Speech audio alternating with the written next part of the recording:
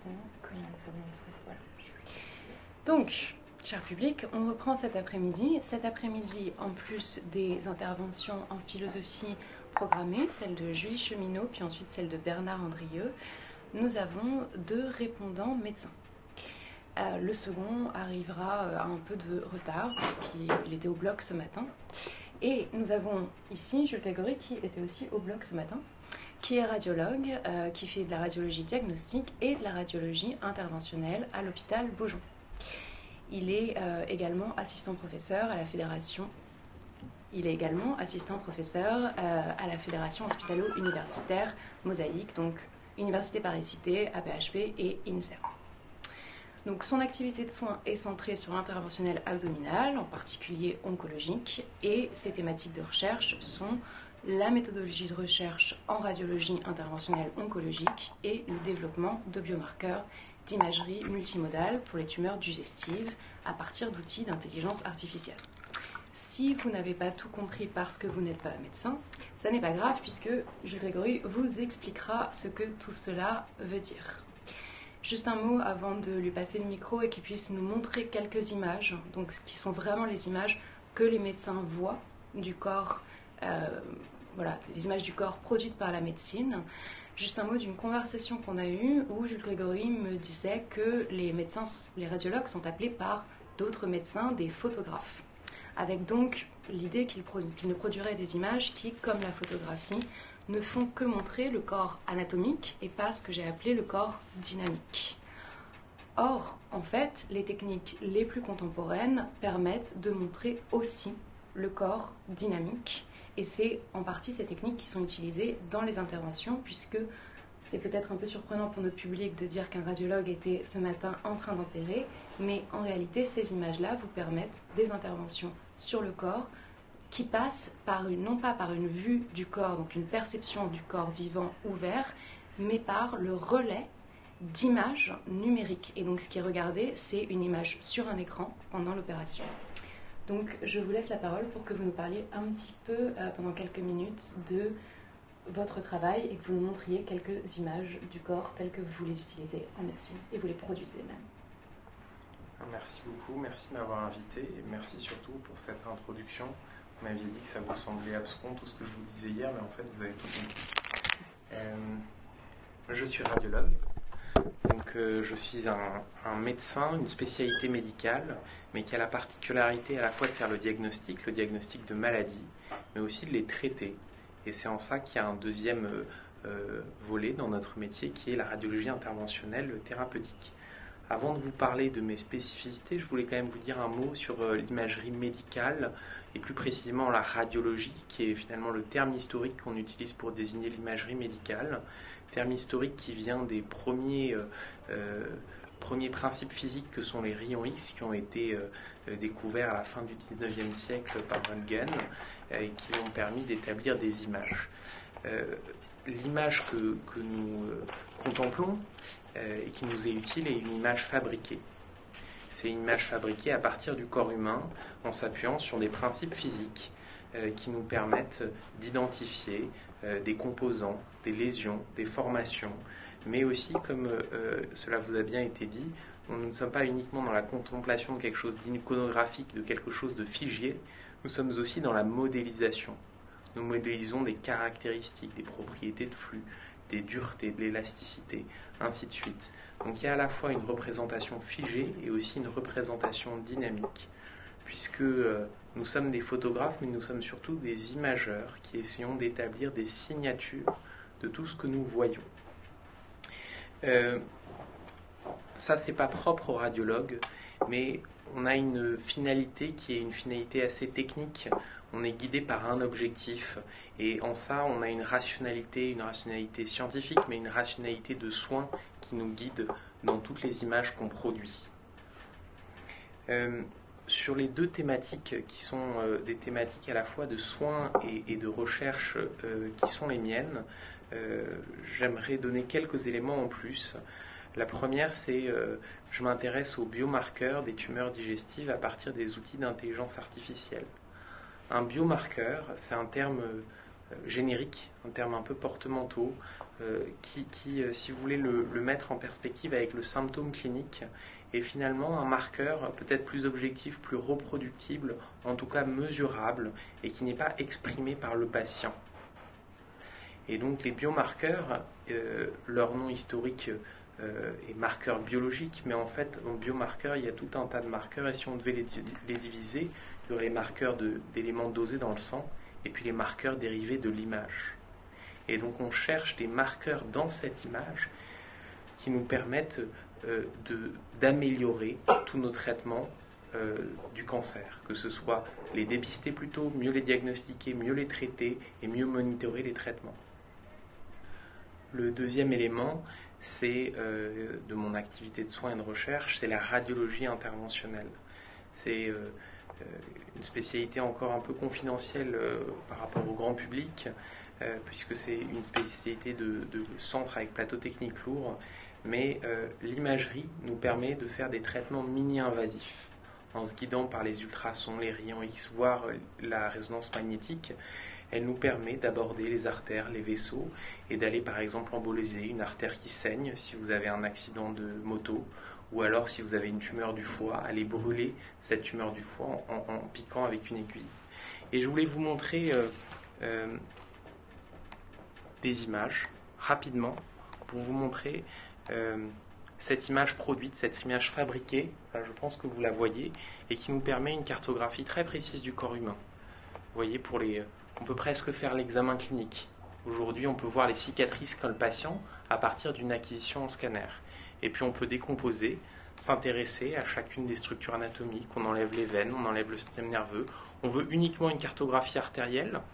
Eh bien, s'il veut bien, hop, je dois enlever pas mal de muscles. Eh bien voilà, on a une cartographie artérielle qui nous permet d'avoir une anatomie extrêmement fine. Là, on est vraiment dans l'iconographie. Et si vous voulez une modalité d'imagerie diagnostique du quotidien que vous connaissez, l'IRM, et comme on est à Sainte-Anne, j'ai pris une IRM cérébrale. Voilà une IRM cérébrale. Voilà ce qu'est une imagerie. Et là, vous voyez... Pourquoi ça bouge ? Pourquoi ça bouge ? Parce que j'ai sorti une boucle vidéo et je l'ai faite défiler automatiquement. Normalement... Donc c'est différentes images, c'est ça ? Absolument. D'accord, c'est pas le cerveau qui bouge, voilà. C'est différentes images. Non, mais pour Exactement. clarifier, c'est différentes Absolument, images. vous avez bien raison de me rappeler à l'ordre. Non, je ne vous rappelle pas à l'ordre. On coupe le cerveau en tranches. Et en ça, c'est la même chose que les tranches anatomiques. Que les tranches anatomiques. Et je pense que ça fait peut-être un bon lien pour Schneider. Merci beaucoup. Est-ce qu'on a... Donc, Romana Sengh-Ponsari est en chemin. Est-ce qu'on a des questions sur ce qui vient juste d'être dit ? Parce que là, on a vu des images très intéressantes, très surprenantes, et qui sont en fait des images avec lesquelles certains médecins travaillent quotidiennement. Est-ce qu'on a des questions là-dessus ? Alors, moi, j'ai une question qui correspond... D'accord, du coup, je vous le repasse après. J'ai une question qui correspondait à la fin de mon introduction de ce matin. Donc, vous, quand vous regardez ces images, est-ce que ce que vous cherchez à voir, c'est le corps du patient ou de la patiente, ou est-ce que ce que vous cherchez à voir, c'est la déviation par rapport à la norme, et donc la maladie ? Une imagerie réalisée doit être motivée. Elle doit être motivée par des arguments cliniques. Et donc, derrière, il y a une ou des hypothèses diagnostiques, pronostiques, autres. Donc on cherche à répondre à une question et on est guidé là-dessus. Après, l'imagerie voit beaucoup de choses, voit trop de choses. C'est ce qu'on appelle les incidentalomes, c'est-à-dire les découvertes fortuites auxquelles on ne s'attendait pas et qui font après partie de la vie du patient et qu'il faut gérer. D'accord, merci beaucoup. Donc comme ça répond à une demande, c'est une demande de recherche d'une lésion ou d'une anormalité. Et donc, vous nous montrez avoir du corps, et nous, on voit ça et on voit du corps, mais vous, quand vous avez ces images, ce que vous cherchez à voir, c'est la lésion, la maladie, le diagnostic, etc. Absolument. Mathilde, pour la question. Oui. Aline, alors.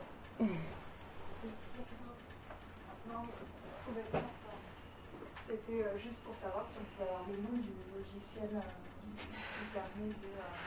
Il y a beaucoup de logiciels, je ne vais pas faire de la pub pour un logiciel, il y a énormément de logiciels. Je peux les nommer si je vais en parler, sans donner le nom.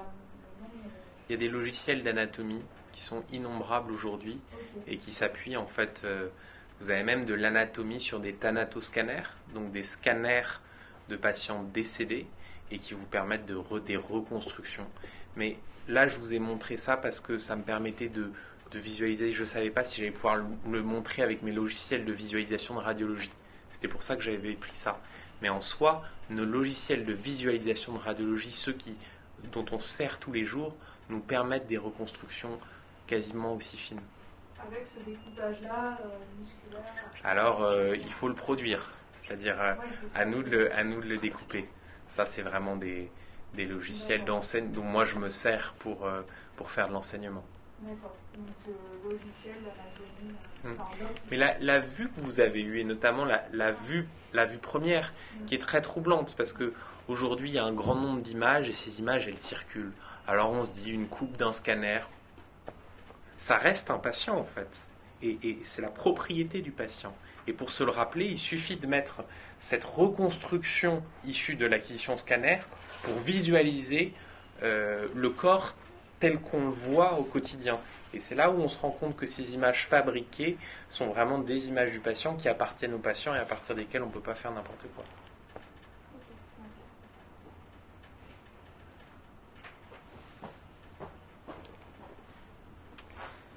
On introduira notre autre médecin répondant quand il arrivera après la communication de Julie Cheminot.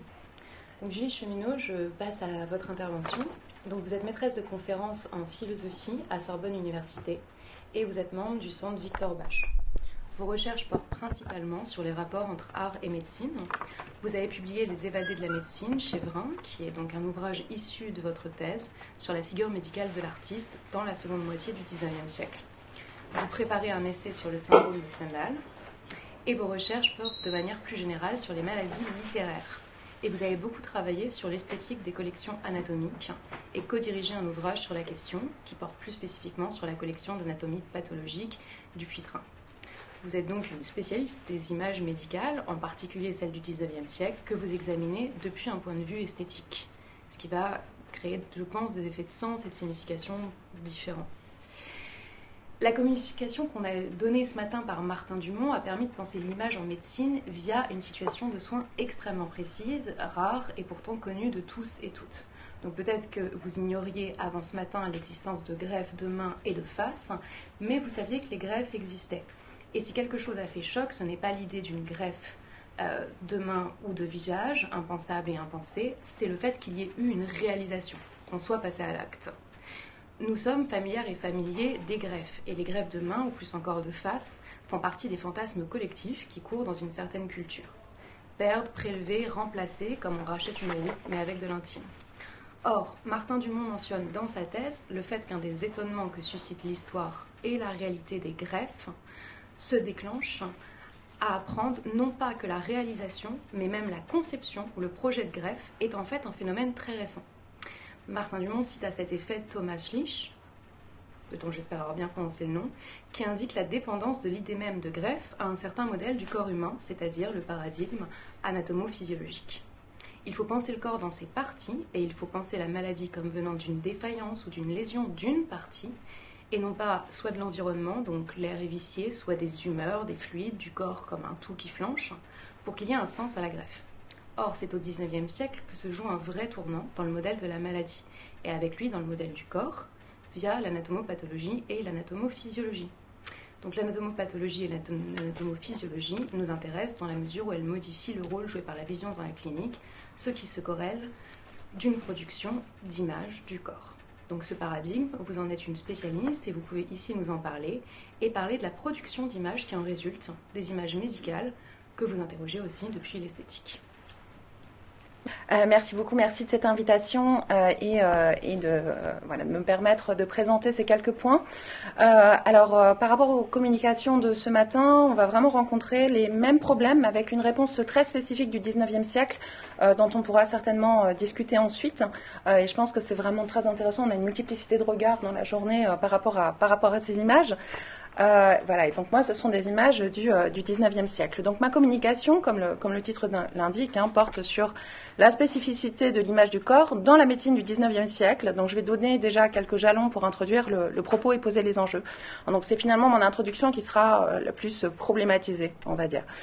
J'ai pris le parti d'un exposé très imagé qui pourra peut-être aussi poser quelques questions sur... questions éthiques, hein, on en avait un petit peu discuté, ça a été mentionné par Martin Dumont aussi ce matin, très imagé et que j'espère être aussi suggestif, hein, conformément finalement à l'esprit de la période.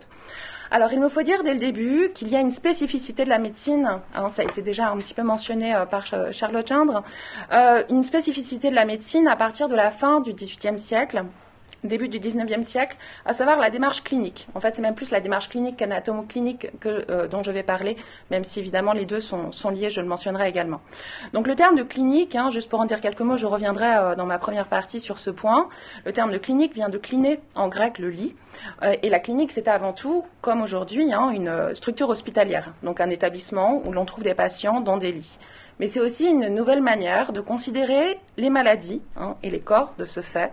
Et la référence essentielle est ici Foucault, naissance de la clinique sur lequel... Donc la référence essentielle est ici Foucault, naissance de la clinique de 1963 sur lequel je vais beaucoup m'appuyer. Michel Foucault qui a montré comment s'articulaient justement les réformes institutionnelles et les nouvelles conceptions médicales. Donc comme l'écrit Foucault, hein, c'est ma première citation, je cite, hein, je lis, « La médecine moderne a fixé d'elle-même sa date de naissance vers les dernières années du XVIIIe siècle. Quand elle se prend à réfléchir sur elle-même, elle identifie l'origine de sa positivité à un retour, par-delà toute théorie, à la modestie efficace du perçu. » Donc en fait, c'est la visibilité qui définit la clinique. Le médecin considère avant tout ce qu'il perçoit, soit les corps, et ce qui se fait voir à leur surface, les formes, couleurs, attitudes, étant donc compris comme symptômes. Alors une double remarque juste à ce propos, hein, ça nous paraît une évidence que la médecine doit se fonder sur l'observation. Mais en réalité, la médecine avant cette époque est empêtrée dans des considérations livresques. Donc le fait que, d'où cette idée qu'on estime que la médecine moderne naît à ce moment-là. Donc cela ne signifie évidemment pas que l'on n'observait pas les corps avant, hein, et on a pu critiquer Foucault pour avoir daté la démarche clinique de ce moment. Mais en fait, c'est bien une révolution et qui a été pensée comme telle, non seulement par la plupart des historiens de la médecine, mais également par les contemporains eux-mêmes. Hein. Donc j'ai mis une citation de Trousseau juste en dessous, hein, qui dit voilà, il faut rester au lit du malade, cherchant sa maladie comme le naturaliste étudie la plante en elle-même dans tous ses éléments. Donc il faut bien saisir que Foucault se place du côté de l'analyse des discours, et sur ce point, il y a bien un tournant pensé comme tel au début du XIXe siècle. Donc la médecine se fait plus empirique, il y a des progrès considérables à partir de là. Deuxième remarque sur ce point, cela nous paraît une évidence, mais la naissance de la médecine moderne ne signifie pas qu'il n'y aura pas ensuite des inflexions, des compléments, et surtout d'autres manières de considérer la maladie, induisant d'autres images du corps. On en a finalement déjà eu un aperçu ce matin, puis juste avant ma prise de parole, et on le verra aussi dans la suite de la journée d'études. Il reste que la clinique, soit l'observation directe des corps, reste importante jusqu'à aujourd'hui. L'observation des symptômes est la première étape de tout parcours médical, hein, pour un patient, et elle est de même la part principale de l'internat en ce qui concerne la formation. Alors cette visibilité essentielle, telle que pensée par Foucault, est donc ce qui va guider principalement mon propos. C'est celle-ci, cette visibilité, qui est l'occasion d'une multiplication des images, d'une nouvelle importance donnée au corps, et qui par là en fait se diffuse dans la société et dans d'autres types d'images artistiques cette fois, que je vous présenterai dans la deuxième partie. Précision maintenant sur les enjeux de la communication, donc à partir de mon titre, que je vais remettre du coup. Voilà. L'image clinique, le corps dans la médecine du XIXe siècle. Donc, du fait des quelques mots que je vous ai dit sur la clinique, hein, on comprend que l'image clinique, entendue comme ce type d'image médicale qui apparaît au début du XIXe siècle, est forcément une image du corps. La clinique revient à l'observation des corps et elle en donne, ou elle s'en donne, une certaine image, et elle produit nombre d'images. Alors de là, il y a divers problèmes qui vont être sous-tendus par mon développement. Est-ce qu'il s'agit d'une image du corps, au sens d'une conception du corps, ou des images du corps qui peuvent induire plusieurs conceptions? Est-ce que c'est une image du corps ou des corps? Et en fait, il y a justement des tensions, hein, dans la clinique, hein, et dans la médecine sans doute en général, entre la prétention affirmée par la clinique de rendre compte de la diversité du réel, et donc des corps dans leur multiplicité, hein, les différentes configurations de la maladie, et la fixation de catégories, voire d'un idéal. Et c'est sans doute inévitable en médecine, et je renvoie notamment à Canguilhem sur ce point, le normal et le pathologique. La médecine n'est jamais tout à fait descriptive, mais a toujours une part prescriptive. Si elle s'attache à l'observation des anomalies, elle vise à déceler des maux, à faire la part entre ce qui ne devrait pas être et ce qui est souhaité, entre ce qui est pathologique et ce qui est sain, et ce, pour au mieux rectifier la normale. Donc s'il s'agit de revenir à la visibilité première pour les cliniciens et de bien observer, il s'agit aussi et surtout d'établir des nosologies, et ce, en référence à un idéal de santé plus ou moins explicite. Il y aura donc une image du corps sain et du corps malade, peut-être davantage une image du corps sain et du corps malade que des images des corps sains et des corps malades, car de manière générale, les corps malades se comprennent par rapport à un corps sain idéal, peut-être souvent absent, inexistant, implicite en fait, mais qui reste la référence par rapport à laquelle tous les autres ne sont pas loin de se révéler anormaux. Je préciserai ce point plus tard. Vous comprenez donc que l'enjeu de normes sera particulièrement important dans cette communication pour ces images qui se veulent pourtant objectives. L'image clinique suggère une fixation et une mise à distance. La clinique tend vers une cruauté du regard, ce que rend d'ailleurs le sens métaphorique de l'adjectif clinique, comme quand on dit de quelque chose que c'est, même dans un film, une scène clinique. Une rigueur froide, on suggère une rigueur froide, une analyse qui exclut les affects et les sentiments. Et comme je l'ai dit un peu plus tôt, la médecine du XIXe siècle fait de grands progrès, mais en fait davantage du point de vue de la connaissance que de la thérapeutique. Et on lui a beaucoup reproché d'être impuissante, voire réifiante. Il y aurait même eu une mode du diagnostic éclair, où il s'agissait avant tout pour le médecin de montrer sa virtuosité dans le diagnostic et pas tellement dans le soin. Et de fait, le principal de mon exposé portera là-dessus. Comment les corps sont donc fixés, quelquefois réduits à leur pathologie. Comment une norme, donc au XIXe siècle, je précise bien, comment une norme du corps est suggérée par la même, et comment ce type de conception s'impose, se diffuse en général dans la société. Mais ce que j'aimerais également suggérer, c'est l'opacité de ces images par le biais justement de l'esthétique, puisque c'est ma spécialité de recherche. Esthétique, entendue ici comme l'attention aux singularités. Un regard spécifique et qui n'est donc pas que mené par une volonté de connaissance, enfin en tout cas pas de connaissance médicale. C'est bien la connaissance du sensible que veut la clinique, et en fait, connaissance du sensible, c'est la définition originale de l'esthétique. Mais il se pourrait par là que quelque chose résiste. Et il y a en fait différentes manières de mettre le corps en image, même dans un cadre clinique. Il s'agira donc de porter l'attention sur des images du corps, sur la présence et la résistance des représentations. Ainsi, je termine mon introduction sur ce point, ainsi on aurait ici l'étrangeté d'une médecine, la médecine clinique du XIXe siècle, qui pour forcer le trait se réduit à des images, qui n'accordent que peu d'importance aux soins, qui fixe, sans tellement considérer les individus, qui réduit les corps à du surface, à du lisible, mais qui produit des images qui ont aussi leur opacité. Donc ma communication vise à donner un certain nombre de repères, à montrer nombre d'images du corps, mais pour faire valoir la complexité de celle-ci et les glissements possibles, notamment sous un regard esthétique ou dans la sphère artistique. Donc autrement dit, il y aurait une tension dans cette période entre un corps normé, mais un corps aussi plus présent, qui laisse deviner que ces images ne sont pas si lisibles que cela, malgré la prétention à l'objectivité. Donc je procéderai en deux parties. Ma première partie portera sur la visibilité clinique pour vraiment mettre en avant la monstration de la démarche médicale et la fixation des types aussi dans une large part de la médecine clinique du XIXe siècle. Et ma deuxième partie que j'ai intitulée Iconographie de l'anormal pour donner quelques exemples de diffusion des images, notamment dans des reprises artistiques.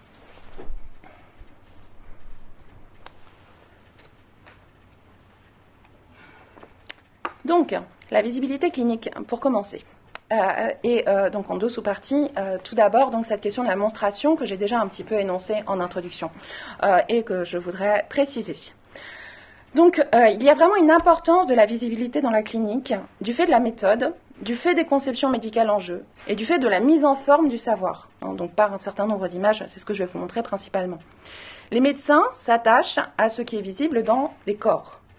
Plus précisément dans le cadre de la clinique, à la surface des corps.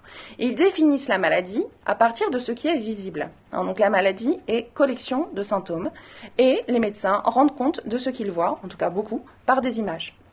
Donc quand avant, là je suis Foucault toujours, quand avant les nosologies considéraient les maladies comme des espèces dont les patients représentaient des formes altérées, et que pour tous ceux qui n'étaient pas indigents, le médecin se déplaçait à domicile, là, dans la clinique, donc aussi comme institution, il y a une sorte de remise à zéro du savoir, ou en tout cas c'est pensé comme tel.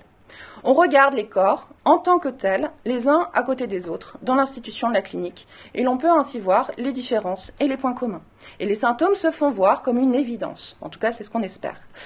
C'est vraiment le règne de la visibilité, ici, que parcourt un regard attentif, un regard que Foucault qualifie, tout ça c'est page 122 de Naissance de la clinique, je reprends quelques-unes de ces expressions. Donc un regard qui implique un champ ouvert, qui enregistre et totalise, et dont l'activité essentielle est de l'ordre successif de la lecture. Donc les corps sont sous le regard du médecin, et on aurait peut-être quelque chose analogue au dispositif du panoptique, comme Foucault le développera plus tard dans Surveiller et punir. Donc une visibilité que l'on veut la plus complète possible. Donc la visibilité de la clinique, c'est le règne du visible, tout est dans ce qui est perceptible à la vue, et c'est aussi le fait de rendre visible en donnant le sens. Et les deux sont en fait fortement articulés comme un postulat, ce que Foucault résume en écrivant qu'il s'agit de, c'est l'expression est page 116, de faire parler ce que tout le monde voit sans le voir. Faire parler ce que tout le monde voit sans le voir. Alors j'ai fait une communication déjà sur ce point, en reprenant vraiment l'expression de Foucault, qui est disponible en ligne. C'était dans le cadre d'une journée d'études sur l'imagerie médicale, organisée par l'Espace Éthique Île-de-France, donc je vais y reprendre quelques éléments aujourd'hui de cette communication. Faire parler ce que tout le monde voit sans le voir. On devine déjà dans la formule de Foucault qu'il y a le risque d'une imposition de sens. Faire parler, comme presque quelque chose de l'ordre de l'Inquisition. Le risque d'une imposition de sens dans cette prétention des cliniciens à dire la vérité des choses. Mais en tout cas, ce qui compte ici pour le moment, c'est qu'il y a une grande importance de la monstration. Le clinicien doit voir, il doit savoir voir, voir équivaut à savoir, mais il y a aussi un apprentissage. Et le professeur doit montrer ce qu'il y a à voir aux étudiants en médecine, et les cas remarquables sont à consigner, et tous les cas doivent être ordonnés. À l'examen clinique, les corps doivent révéler les maladies. Et donc on a, à partir de là, une multiplicité de mises en images. Donc images ici entendues, des images réelles, au sens strict, des images entendues comme du visible fixé, rendu signifiant finalement par le geste et la parole du médecin. Donc les images, cette visibilité, c'est déjà ce qui doit se faire voir dans le classement des patients dans un hôpital, mais c'est donc surtout ce que l'on retrouve dans des ouvrages médicaux, dans des musées d'anatomie, dans des séances de présentation de cas. Des représentations médicales abondantes, donc, pour faire voir ce qu'il y a à voir. Donc je vais vous montrer quelques exemples, et je vous invite à prêter attention ici au statut des corps, qui sont exhibés pour leur pathologie, fixés, représentés, morcelés, quelquefois également, et au jeu des légendes. Donc tout d'abord, les illustrations de traités médicaux, vraiment donc une iconographie, tout d'abord par des dessins, puis par des photographies. Pour rappel, le daguerréotype donc date de 1835, il a été finalement très vite utilisé en médecine, et c'est surtout à partir des années 1860 que l'on s'appuie sur les photographies qui sont plus accessibles. Donc tout d'abord, concernant la production graphique, donc dessin et peinture, il y a évidemment une longue collaboration des artistes et des médecins, notamment depuis la Renaissance. Mais là, on en a encore davantage, vu ce primat donné au visible, et puis vraiment sous l'angle du pathologique. Alors une remarque, toutes les photographies, presque toutes les photographies qui viennent de la collection Dupuytren ont été faites par Christelle Jeanne, j'ai pas mis son crédit à chaque fois, Christelle Jeanne qui donc a collaboré à l'ouvrage que je dirige avec Claire Crignon sur le musée Dupuytren qui va sortir bientôt. Voilà, donc un premier dessin qui vient de la collection du Dupuytren de la fin du XVIIIe siècle, un dessin représentant un enfant avec une jambe surnuméraire.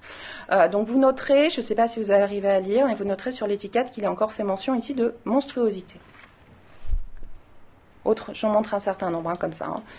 Autre dessin qui là cette fois-ci proche d'un portrait, dessin d'un patient atteint d'un ostéosarcome de la mâchoire inférieure par Nicolas Well. Encore un autre, cette fois-ci, c'est du musée des moulages de l'hôpital Saint-Louis. Il semblerait que ce soit un jeune homme, voire un enfant, atteint d'alopécie syphilitique, sans que ce soit certain. Autre dessin, toujours du musée des cires de l'hôpital Saint-Louis, une ichthyose ici, et donc avec ici le voile, le linge qui permet de délimiter la partie du corps qui intéresse sur le même modèle que les moulages. D'ailleurs, je vous en montrerai quelques exemples tout à l'heure. Dernière peinture, le portrait d'une femme acromégalique, acromégalique, pardon, acromégalique, qui est donc ici de la collection Dupuytren.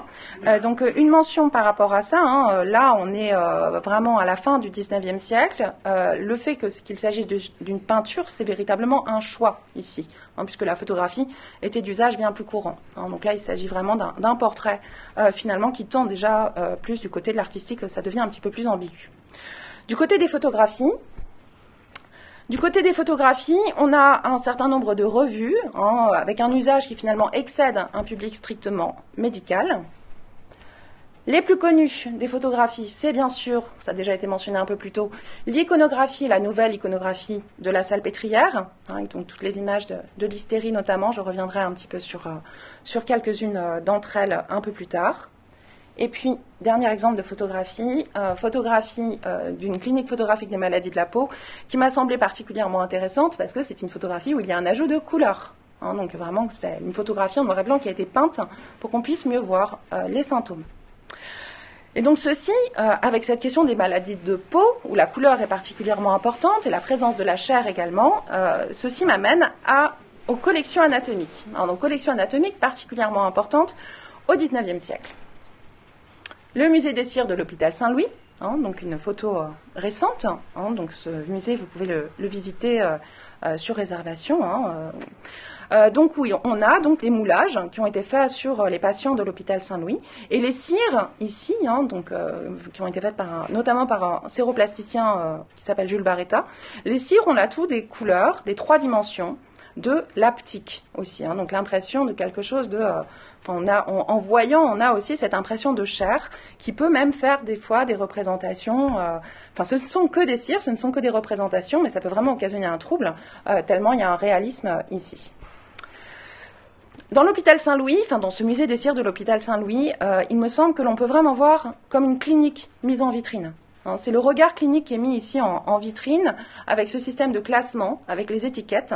Il s'agit vraiment de bien voir ce qu'il y a à voir, avec toujours cette volonté d'objectivité, avec ce morcellement des corps, qui peut paraître effectivement un petit peu étrange, voire morbide, hein, pour certains.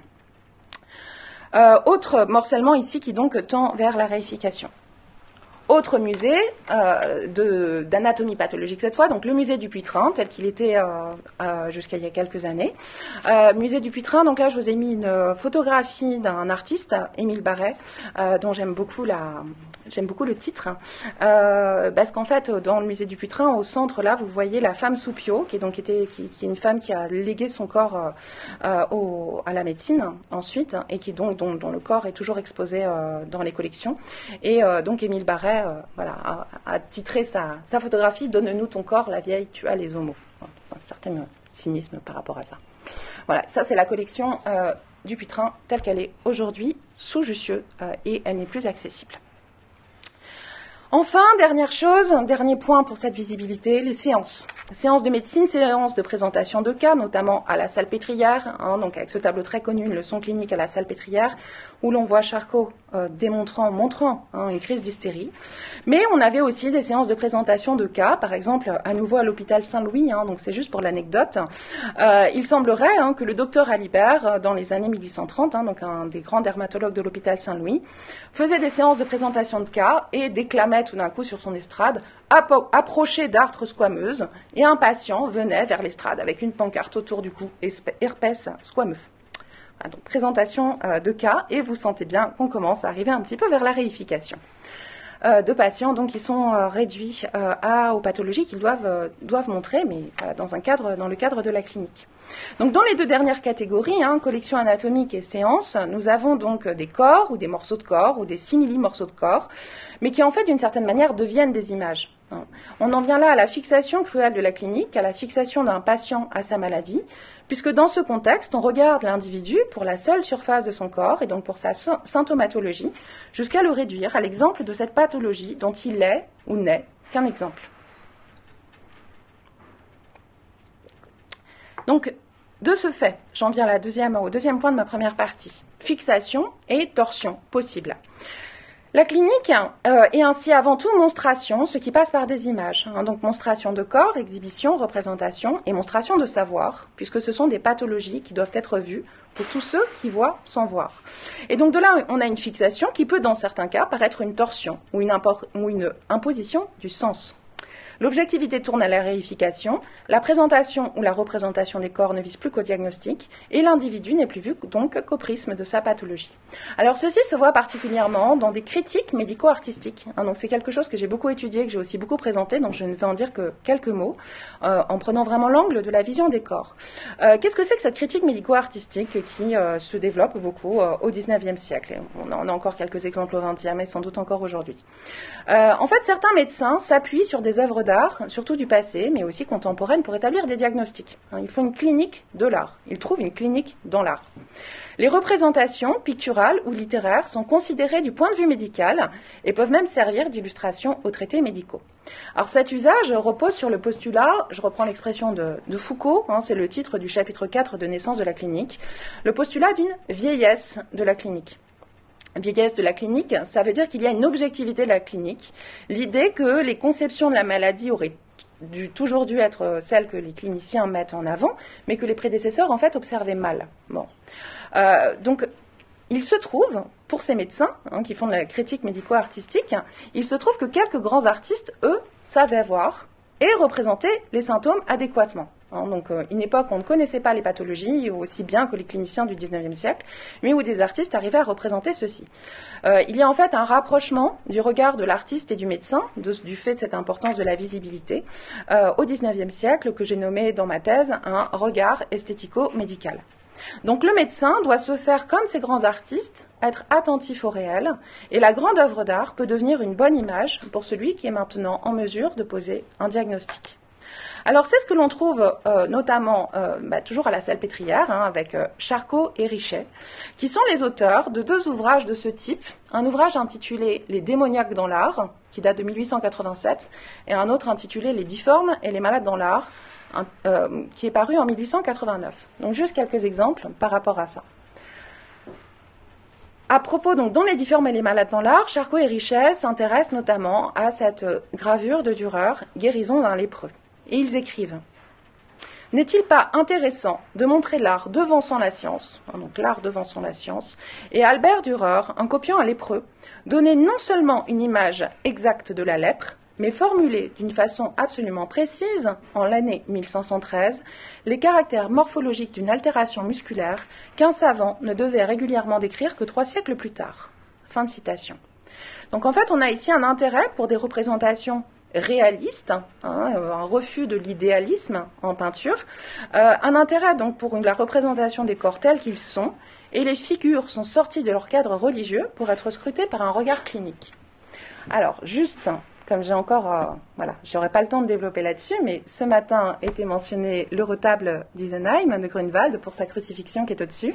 Charcot et Richet s'intéressent aussi à la représentation du Christ mort en dessous, mais vraiment parce que c'est un cadavre bien représenté avec les teintes de putréfaction, etc.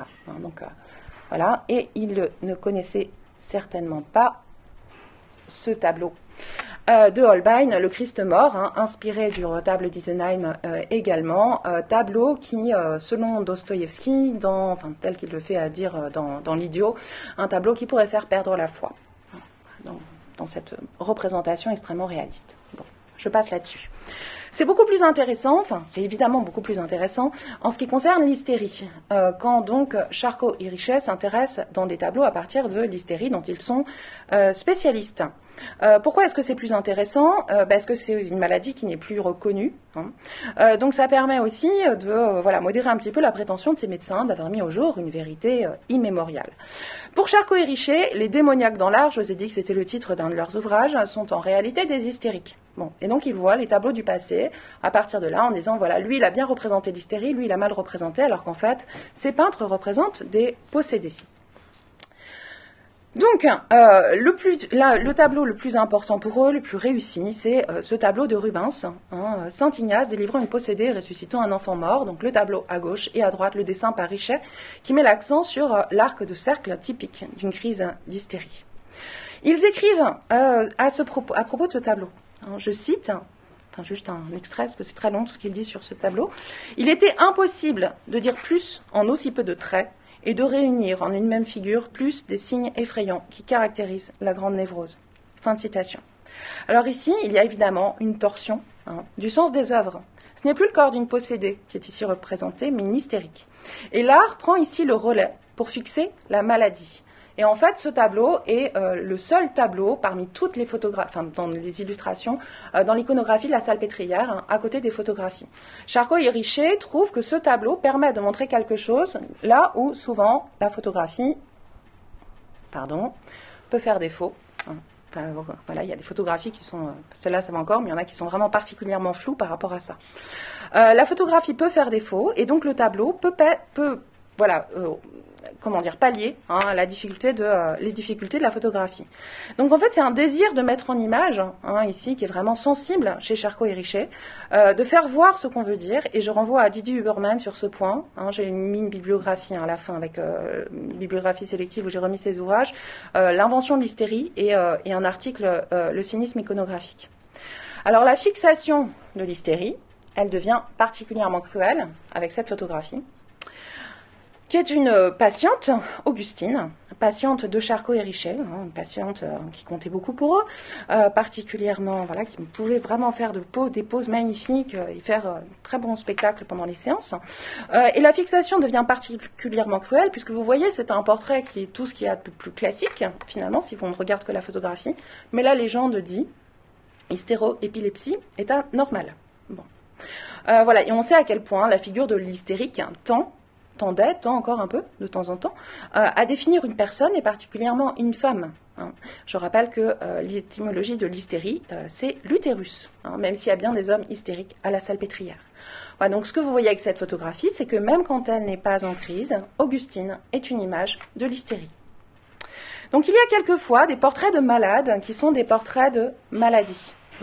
Donc on a le lien ici, évidemment, à la physiognomonie, donc l'idée que les traits du visage, notamment, pourraient dire ce qu'est la personne. Donc juste quelques mots sur une entreprise, qui est celle de Galton. Galton, qui est l'inventeur du portrait composite. Le portrait composite, c'est la superposition de prises photographiques qui permet en fait de reproduire le regard du clinicien. Le clinicien tire de son expérience le faciès d'une maladie. Donc à force de voir des cas, il s'agit de voir les points communs. Les points communs, il y a une répétition d'un certain nombre de traits, et finalement, le clinicien peut tirer le faciès d'une maladie en effaçant les traits qui sont non essentiels. Et en fait, Galton fait la même chose, mais avec des photographies, et la mécanique photographique est une preuve, est considérée en tout cas comme une preuve d'objectivité, et permet de se faire l'établissement de moyennes et de types. Donc on superpose des photographies pour faire apparaître un type moyen. Bon. Et donc sur ce frontispice, le frontispice de son ouvrage, vous pouvez voir des portraits d'individus, des modèles de la normalité, de la santé, de tuberculeux, de criminels. L'entreprise clinique révèle ici des risques. L'attention au visible, qui devrait rendre compte de la diversité des corps, finalement peut les juxtaposer jusqu'à faire apparaître des types, effaçant par là leur individualité sous le diagnostic. Et, alors ça j'ai découvert ça très récemment, dans l'imagerie moderne, on a encore un petit peu de cela. Ces deux images, je les ai tirées d'un catalogue de l'exposition Prendre soin, qui est actuellement au musée des Beaux-Arts de Dole, où j'ai eu la surprise de voir aussi un visage moyen de patients qui, cette fois-ci, présentent une variation dans le gène un tel et un tel. Je ne sais absolument pas exactement quel est le statut de tout ça, donc je ne m'avancerai pas davantage, mais c'est quand même quelque chose qui est très proche, finalement, de cette idée d'une moyenne typique du faciès de la maladie. Voilà, donc avant d'en venir à ce deuxième axe qui portera davantage sur l'ambiguïté de ces types et sur l'iconographie de la normale, je voudrais juste faire une précision très rapide sur la spécificité de cette période pour ne pas en atténuer la complexité. C'est-à-dire que tout ce que je vous présente là, et pour nous, la médecine clinique peut paraître réductionniste. En réalité, il y a plusieurs courants, il y a des positions particulièrement complexes par rapport à tout ça. Notamment, le corps et la psyché, s'il fallait faire cette différence, sont pensés par la plupart des théoriciens de l'époque ensemble. hein, comme deux faces ou deux points de vue sur l'organisme. Hein, donc c'est plutôt de manière rétrospective qu'on a tendance à avoir des scissions et un réductionnisme là où ce n'était pas toujours aussi... voilà, où des fois c'était un petit peu plus nuancé que cela. Donc par exemple en psychiatrie, hein, il n'y avait pas une distinction ferme, comme on pourrait le dire aujourd'hui, entre organogénèse ou psychogénèse. C'était vraiment, les deux pouvaient être pensés de la même manière. Hein. Bon, au fur et à mesure qu'on avance dans le siècle, c'est plus tendu comme opposition, mais voilà, c'est vraiment une vision globale. Hein. Donc attention peut-être au nivellement rétroactif que l'on peut avoir. De même, pour la distinction entre clinique et anatomoclinique ou physiologie, donc je ne peux pas développer là parce que j'ai beaucoup trop de choses à vous dire encore. On pourra revenir éventuellement dessus pendant la discussion. Mais voilà, la clinique et l'anatomoclinique à l'époque, c'est fait aussi ensemble. Hein, les démarches sont assez similaires. En tout cas, moi, dans ce qui m'intéresse, dans les deux cas, on a des images qui vont aller du côté de corps signifiants, voire typiques. Alors, je passe là-dessus. Voilà. Deuxième partie, donc, qui est un petit peu plus courte. Iconographie de la normale. Donc dans cette partie, je voudrais commencer par vous présenter quelques corps spectaculaires et quelques corps anormaux, pour ensuite vous présenter quelques reprises artistiques qui vont opacifier petit à petit ce que j'ai essayé de présenter comme étant le propre d'une visibilité clinique. Donc dans cette seconde partie de la communication, je vais faire un petit écart, vous le devinez, par rapport à la médecine à proprement parler, dans sa prétendue objectivité, pour faire voir comment les images cliniques du corps, en fait, se diffusent. Hein, donc on part de la médecine, mais ça se diffuse, ça, au XIXe siècle. Comment ces images donc deviennent signifiantes, mais aussi comment elles peuvent garder leur étrangeté et être le support d'autres significations, quelquefois bien plus troubles. Alors un contexte explique cela, cette importance de l'image clinique, cette importance de l'image médicale du corps dans la deuxième moitié du XIXe siècle surtout. Donc je renvoie ce propos notamment au volume 2 de l'histoire du corps, dirigé par Alain Corbin. Le schéma médical du corps a de fortes répercussions au XIXe siècle sur les manières de dire, de voir, de représenter, de vivre son corps. Pour nous encore aussi, mais c'est vraiment à ce moment-là que ça prend de l'importance. Donc ceci est bien sûr lié au progrès des connaissances médicales dont je vous ai un petit peu parlé, à l'importance des médecins qui acquièrent un nouveau statut, notamment les chirurgiens qui étaient jusque-là quand même largement déconsidérés. C'est lié aussi évidemment au recours plus fréquent aux médecins, à la multiplicité de l'iconographie que je vous ai présentée, et je vous montrerai dans un instant que cette iconographie se diffuse par plusieurs biais. De ce fait, on a donc une iconographie de la normale, puisqu'il y a davantage de représentations de pathologie qu'avant. Voilà, donc en fait, on se retrouve avec une société qui est particulièrement, là je suis Olivier Faure dans son chapitre Le regard des médecins dans l'histoire du corps, une société particulièrement intéressée par ces images, très préoccupée par la question du corps. Et on peut supposer que l'importance donnée à ces images du corps, parfois extraordinaire, toujours signifiante, est aussi liée à l'essor d'une société capitaliste, bourgeoise, individualiste, qui accorde toujours plus de valeur à l'apparence. Donc je mentionnerai juste à ce propos, je citerai juste Baudelaire dans Mon cœur mis à nu, qui écrit « Glorifier le culte des images, ma grande, mon unique, ma primitive passion ». Fin de citation. Donc une passion pour les images qui serait le propre de qui serait très importante en tout cas dans cette période, passion pour les images pour elles-mêmes ou parce qu'on y cherche à tout prix du sens. Et donc je voudrais interroger ici, ou vous suggérer du moins, les ambiguïtés possibles de ces images médicales ou inspirées de la médecine, la manière donc dont la visibilité clinique dévoile en fait sa partialité, et la manière dont certaines images du corps reprennent leur autonomie. Alors le premier point là-dessus sera donc sur le caractère spectaculaire de certaines visions du corps et donc sur la normalisation médicale. Caractère spectaculaire qui est donc le fait notamment de la tératologie. L'étude des monstres devient une science avec Étienne et Isidore Geoffroy de Saint-Hilaire dans les années 1830.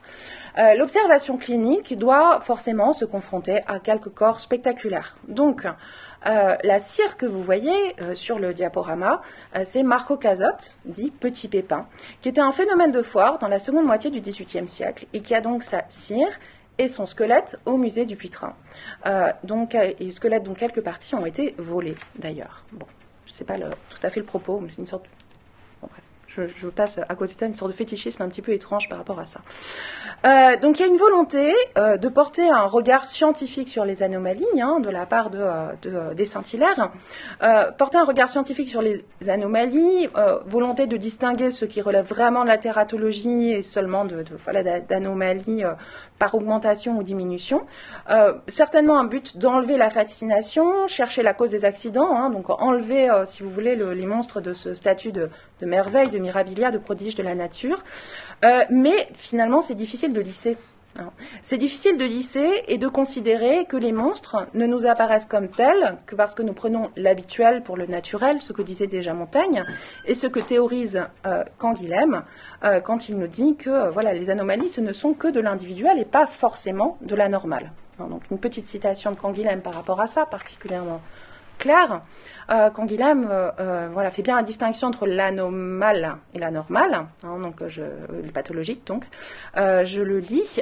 L'anomalie, c'est le fait de variations individuelles qui empêchent deux êtres de pouvoir se substituer l'un à l'autre de façon complète. Elle illustre dans l'ordre biologique le principe leibnizien des indiscernables. Mais diversité n'est pas maladie. L'anomale, ce n'est pas le pathologique. Pathologique implique pathos, sentiment direct et concret de souffrance et d'impuissance, sentiment de vie contrariée. Mais le pathologique, c'est bien l'anormal. Donc d'après, si on suit Canguilhem, on est tous anomaux. Il n'y a que des anomalies. Donc la difficulté, bien sûr, avec Petit Pépin ou autre, avec ces monstres-là, c'est que on se retrouve davantage du côté de l'anormal. On est face à des corps extraordinaires. Et les médecins eux-mêmes, en fait, sont curieux de ces corps extraordinaires. Évidemment, les collections anatomiques les mettent en valeur. Ces collections anatomiques sont visitées par de nombreux curieux. Et en fait, la scientificité est débordée de toutes parts. Et ceci est renforcé par les attractions sur les champs de foire. Donc il y a les freak shows, les entresorts, où donc, il y a des présentations spectaculaires où il y avait aussi Elephant Man, John Merrick, dont on a parlé, qui a été évoqué ce matin. On a des musées genre du Puitrin, comme là je vous ai mis une carte postale par rapport à ça. Donc en fait ce sont des musées à vocation prétendument pédagogique, qui s'appuient vraiment sur des objets, des représentations médicales et notamment des cires. Et le plus connu est à cet égard le musée du docteur Spitzner, dont je vous montre une affiche ici de promotion. Donc les cires passent notamment au musée du docteur Spitzner à un statut pseudo-médical. Et en fait, c'est là qu'on va plutôt retrouver les logiciels d'anatomie qui ont été mentionnés tout à l'heure. Je ne pense pas de cette manière-là. En fait, vous avez des Vénus anatomiques démontables en 40 parties au musée du docteur Spitzner. Alors celle-ci, attention, c'est une cire de la fin du XVIIIe siècle, très belle. Peut être morbide aussi un petit peu, mais qui a encore une certaine beauté, disons, que l'on trouve donc au musée Poggi de Bologne. Et voici la version du docteur Spitzner. Vénus anatomique, donc démontable, donc on peut enlever un certain nombre de parties. Donc là, on peut se dire, par rapport à la Vénérina, que je vous ai montré juste avant, qu'on est dans une vision justement plus clinique, quelque chose de moins... on n'est plus dans la beauté des cires qu'il y avait avant, on est vraiment dans du médical. Cela étant, c'est un petit peu plus ambigu que cela, parce que certes, il y a la Vénus anatomique au musée du docteur Spitzner, mais vous avez son pendant, qui est cette Vénus au repos. Vénus au repos, un petit peu plus ambigu, il me semble tout de même qu'on confine un petit peu plus clairement ici au voyeurisme, et Vénus au repos qui avait un mécanisme pour simuler la respiration, donc une belle endormie ici. Autre cire exposée au musée du docteur Spitzner, cire des frères Tocci. Donc des siamois, ou pour le dire plus précisément, pour avoir un terme plus adéquat, des jumeaux fusionnés. Et je vous ai passé les photographies qui se diffusaient des divers monstres à l'époque, quelques-unes particulièrement violentes, avec des bébés anencéphales mort-nés ou des frères siamois présentés nus, bref, voilà, j'ai passé sur ce point. Au musée du docteur Spitzner, vous avez aussi la cire de la Vénus Hottentote. Sarji Bartman, pour lui redonner son nom, dont le moulage, le squelette et les organes génitaux, conservés dans du formol, étaient eux exposés au Muséum d'Histoire Naturelle de Paris. Avec Sarji Bartman, on a vraiment un cas de corps exposé, de son vivant dans des spectacles et dans des amphithéâtres, de médecine donc, et après sa mort au musée. Voilà. Ce qui a été particulièrement bien montré dans Vénus Noire, le film d'Abdelatif Kechiche, où on a ce jeu de différents voyeurismes jusqu'au spectateur lui-même, qui est sans doute pris lui-même dans ce voyeurisme face à ce film. Et donc dans cette scène, on voit Geoffroy de Saint-Hilaire qui mesure l'angle de campeur de Saartjie Baartman. Voilà, donc un petit mot sur ces questions de normes, petit mot sur l'angle de campeur pour ceux qui ne connaîtraient pas très rapidement. Donc pour ce médecin, pour campeur, la mesure de l'angle facial, je ne peux pas le faire, j'ai le micro, bref. Voilà. La mesure de l'angle, c'est bon, c'est pas très grave, merci. La mesure de l'angle facial est le signe de l'évolution des espèces et des races. Vous voyez, donc on voit là sur les dessins que je vous ai mis comment on passe de certaines espèces de singes jusqu'à l'homme occidental. Et même en fait, la toute dernière image, là, tout en bas à droite, c'est le profil grec de la stature antique. Donc vraiment l'idéal de beauté antique, repris par le néoclassicisme, le modèle académique finalement. Voilà, donc un orang-outan a un angle facial de 58 degrés en moyenne, un européen de 80 degrés, les races africaines et asiatiques se situent entre les deux. Donc en fait, on a de plus en plus au 19e siècle, donc je vous le dis juste vraiment très rapidement comme ça, mais la définition d'un idéal de beauté, de santé, mais aussi de moralité et de rationalité qui se met en place et qui devient en fait le modèle par rapport auquel tout le reste est signe de dégénérescence principalement. Terme de dégénérescence, théorie de la dégénérescence qui est présentée par le docteur Morel en 1857. Et nous sommes dans l'amphithéâtre Morel. Tout ce qui s'écarte de la moyenne est donc de plus en plus considéré comme un atavisme à soigner. Bon.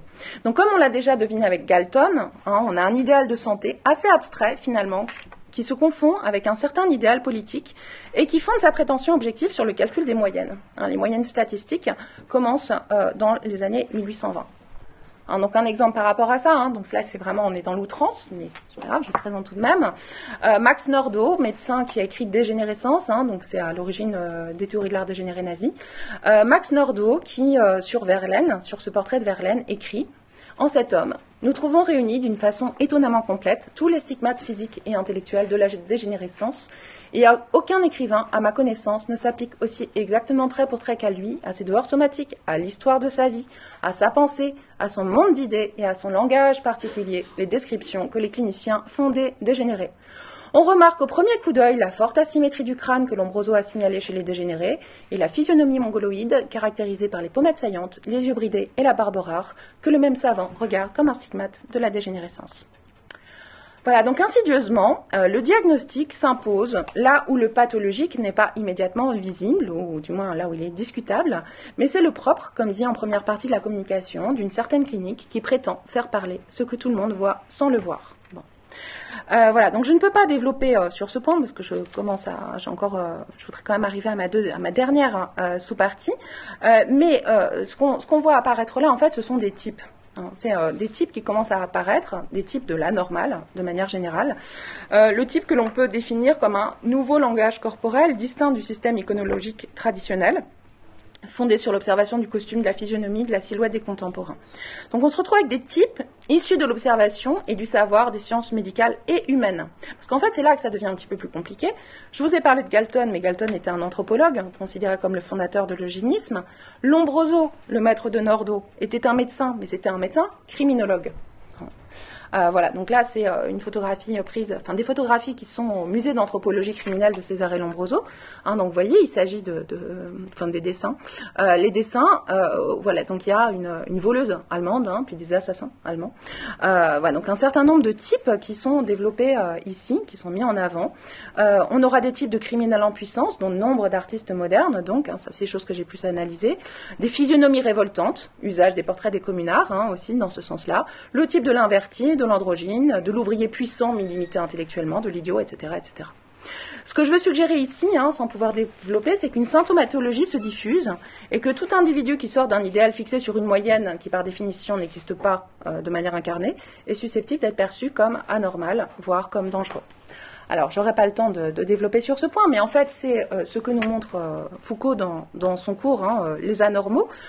Il nous montre comment le monstre, finalement, disparaît, les grandes figures du monstre disparaissent par l'entreprise de pathologisation de nombre d'individus. Et donc, il s'agit en fait, sont les citations que je vous ai mises là, il s'agit en fait de passer du monstre à la normale, donc un monstre quotidien, un monstre banalisé, un monstre pâle, et donner à chacun sa place par rapport à la régularité. Voilà. Dans ces autres citations, également, Foucault suggère que voilà, on n'a plus les grands géants monstrueux, on n'en a plus que par exagération ponctuellement, et on se retrouve surtout avec des petits anormaux.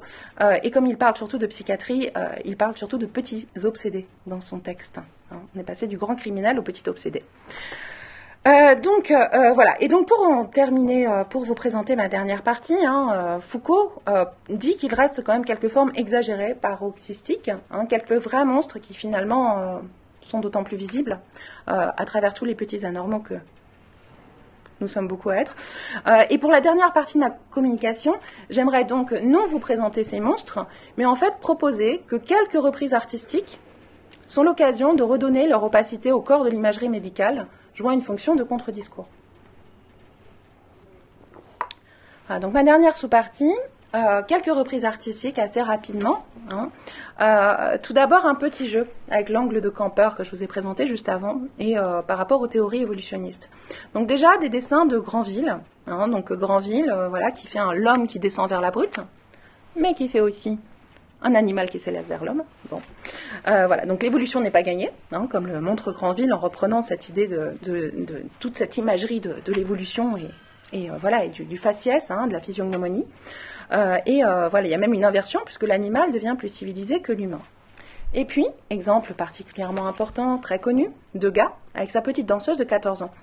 La petite danseuse de 14 ans, il semblerait, j'ai pas fait la mesure, mais il semblerait qu'elle avait un angle facial de 45 degrés, soit moins qu'un orang-outan, accentué par la posture, et elle a été très mal reçue par les critiques. Son corps est considéré comme viril, bref, on voit vraiment une dégénérée. Son corps est considéré comme viril, la sculpture était en cire, c'est l'original que vous voyez à droite. La sculpture était en cire, la sculpture était présentée dans une vitrine, ce qui n'était à l'époque fait que pour les objets scientifiques. Donc on a considéré la petite danseuse et le modèle qui a servi, évidemment, comme sale, vicieuse.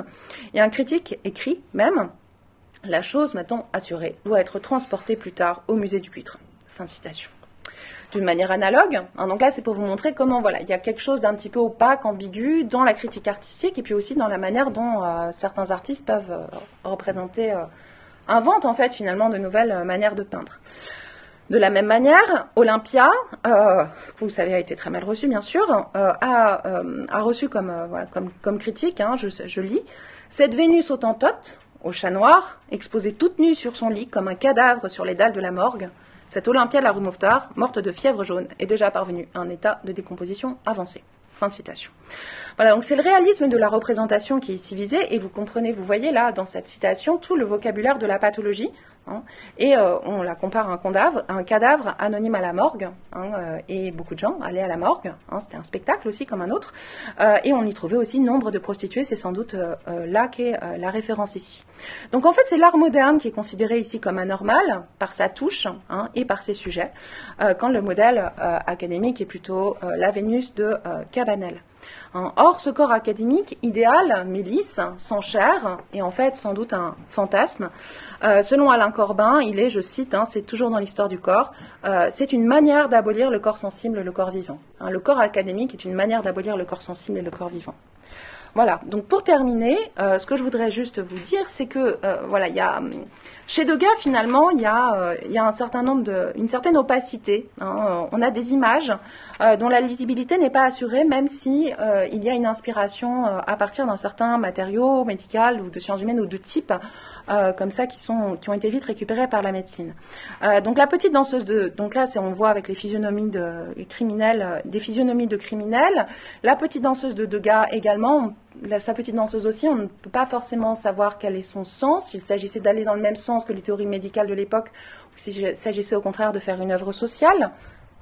De la même manière, vous voyez, l'absinthe et les repasseuses, hein, donc j'ai trouvé voilà, vraiment cette image comme ça, les deux à côté sur Internet avec les dangers de l'alcool pour les femmes. Hein, donc voilà, mais il semble, c'est à peu près sûr que voilà, ce qu'a voulu faire Degas, c'est en fait indécidable. Voilà, il y a surtout vu des motifs, hein, c'est surtout les possibilités plastiques qui sont intéressantes ici. Et en fait, il y a toute une iconographie initialement médicale qui est la source d'inspiration artistique. Hein, donc ça... Voilà, alors vous avez ça chez Duchesne de Boulogne qui a fait un certain nombre d'expériences sur l'électrique, hein, pour les physionomies de visage. Je fais une anecdote à ce propos, mais j'ai pas le temps. Voilà. L'iconographie de la Salpêtrière a aussi pu être une vraie source d'inspiration. Je renverrai à Bertrand Marqueur là-dessus, que je vous ai mis en bibliographie. Source d'inspiration qui fait que vous avez Huysmans qui, dans À rebours... vous avez Huysmans qui, dans À rebours, compare la Salomé de Moreau à la déesse de l'immortelle hystérie. Hein, donc voilà, donc il y a des glissements en fait ici qui redonnent de l'opacité à un certain nombre de représentations. Munch également. Munch, qui semble-t-il a visité le musée des cires de l'hôpital Saint-Louis et donc s'est inspiré aussi des cires des bébés atteints d'hérédosyphilis pour ce tableau, ramenant de l'affect ici par rapport à ce bébé atteint de syphilis héréditaire. Et enfin, pour mes dernières images, juste un détour par quelques morceaux de corps, ou plus précisément de tête. Voilà, une image de Lombroso, du musée Lombroso, hein, donc des moulages de têtes de criminels, enfin un moulage de têtes de criminels décapités, hein, à gauche, je vous ai passé de la même manière les têtes de criminels dans des bocaux de formol, avec une mise en scène quand même esthétisante, hein, donc un petit peu ambiguë tout de même, hein, de la part aussi de certains médecins. Et donc de ce fait, vous connaissez chez Géricault sans doute ces études anatomiques à la morgue, hein, de pieds et de mains, notamment pour le radeau de la Méduse. Voilà. Mais il a aussi fait des têtes de suppliciés. Des têtes de suppliciés qui sont là je suis Henri Zerner, toujours dans l'histoire du corps, qui dit, et je pense vraiment, enfin j'en suis convaincue, je le cite, que ce sont des peintures beaucoup trop élaborées pour qu'on puisse les réduire au rôle d'exercice. Hein, donc, pas spécialement connu, mais vraiment quelque chose de... Voilà. Donc un intérêt proprement plastique de nombre d'artistes qui déjouent les diagnostics et les légendes médicales, hein, donc un intérêt pour des motifs, jusqu'à ces têtes, c'est ma dernière image, voilà, jusqu'à ces têtes qui ne sont pas coupées, mais qui sont séparées, voire autonomes, mais qui sont pourtant issues de ce type d'imagerie, de Odilon Redon. Ces têtes qui sont finalement, hein, le titre l'indique aussi, entre les théories biologiques et des réminiscences de vision chrétienne, un certain imaginaire mythique par rapport à ça. Ma bibliographie, et donc juste quelques mots de conclusion. Voilà, j'ai voulu donner ici un aperçu de la multiplicité des images cliniques du corps dans la deuxième moitié du XIXe siècle, prétendant à l'objectivité, mais instituant souvent des normes, et finalement offrant par leur présence, ce que soulignent quelques reprises artistiques, une opacité. Donc c'est un propos qui se tient, vous l'avez bien vu, dans une logique d'analyse des discours et des représentations. C'est davantage comment le corps est mis en image, comment il doit signifier, comment il résiste, que comment il est vécu. Donc il y a une fixation ici de pathologie et de type qui induit une réification, voire un morcellement peut-être, quand la partie malade vaut pour le tout. La question ce n'est plus qu'avez-vous, mais où avez-vous mal, comme on le dit souvent, ce qui va de pair aussi sans doute avec la spécialisation croissante de la médecine à la fin du XIXe siècle, qui fait qu'encore aujourd'hui un malade va souvent de spécialiste en spécialiste, sans que son corps vécu et entier soit véritablement pris en compte. Voilà, donc clinique dans sa cruauté, mais offrant pourtant nombre de représentations riches, et pour tout ce qui concerne la question du vécu, voilà, je vous laisserai compléter si ça vous intéresse. Enfin, toute dernière remarque, il y a une importance propre au XIXe siècle de cette iconographie médicale qui peut pourtant donc être infléchie, transformée, suggérant, j'ai pas pu le développer, mais suggérant d'autres modèles possibles de la santé et de la maladie, notamment quand des artistes s'en emparent. Mais ce qu'il faut saisir aussi, c'est que c'est une époque qui se revendique scientiste et positiviste, mais où il y a donc aussi une place pour des images spectaculaires et où en fait il y a une conception largement métaphorique du corps. Une conception largement métaphorique, notamment quand la société est conçue comme un organisme. Les théories de la dégénérescence, elles se comprennent aussi par rapport à ça, par rapport au fait qu'on considère que la société elle-même est un corps qui est mis en danger par les anormaux. Donc le corps au XIXe siècle, sous le regard médical, vacille, il me semble, sous cette vision prétendument objective qui est en fait pleine d'enjeux de pouvoir, Et il est compris, ce corps, de manière tant individuelle que collective. Voilà, je vous remercie et je vous laisse le micro. C'est moi qui vous remercie, Julie Cheminot. Donc, on a ici écouté une explication et une présentation sous un jour un petit peu différent de ce que j'appelais ce matin, en reprenant l'expression d'Alain-Charles Masquelet, donc dans Mutation du regard médical, le regard clinique interprétatif. J'aurais beaucoup à dire, mais nous avons beaucoup d'intervenants, de répondants et de questions, et donc il va falloir un petit peu s'organiser pour cela. Donc pour le public qui est présent ici, je vous suggère de bien noter vos questions. Pour le public sur Zoom, notez-les sur le chat, écrivez-les, et je vais commencer par donner la parole pour des éléments de réponse à Bernard Andrieux et à Martin Dumont. Et ensuite, à nos répondants, ce qui sera pour moi l'occasion de présenter Roman Hossein Konsari qui nous a rejoints. Donc, Martin Dumont, Bernard Andrieux, est-ce que vous voulez prendre la parole ? Moi, j'ai noté un point intéressant. Alors, merci déjà pour votre communication vraiment très passionnante. Et je suis allé voir l'exposition d'Urer et j'ai pensé beaucoup avec exactitude ce que vous dites. C'est-à-dire qu'effectivement, on voit l'interpénétration entre l'anatomie et l'art. Il y a vraiment un souci, vraiment puisque la manière dont il faisait le dessin, c'était aussi, non pas pour faire des livres, mais aussi pour répondre à la commande. Et donc il y avait tout un travail. Et donc je me suis posé la question de savoir, excusez-moi si ma question est un peu provocatrice, est-ce que vous pensez que c'est un déplacement qui s'est opéré, enfin, je veux dire en termes épistémologiques, est-ce que c'est un déplacement vers une figuration vraiment artistique, vous le datez à un moment donné, c'est-à-dire que cette clinique par le tableau, elle apporte quelque chose de plus, finalement. D'abord, peut-être de la couleur, du contexte, un décor, un arrière-plan, enfin, etc. Et finalement, c'est une dimension qui est un peu déplacée par rapport aux belles images qui étaient présentées, où là, on voit effectivement le fonctionnement comme chez les écorchés. Enfin, je veux dire, on voit quelque chose qui n'est pas forcément contextualisé. Alors, comment est-ce qu'on pourrait qualifier ça ? Est-ce que c'est un déplacement, une reconfiguration, un nouveau sens de l'image clinique ? C'est-à-dire une image qui serait plus... je ne sais pas comment la qualifier. Vous avez parlé d'esthétique, mais... vous voyez ce que je veux dire ? Non, vous voulez dire par rapport à l'usage des tableaux anciens, par exemple ? Par exemple. Oui. Voilà.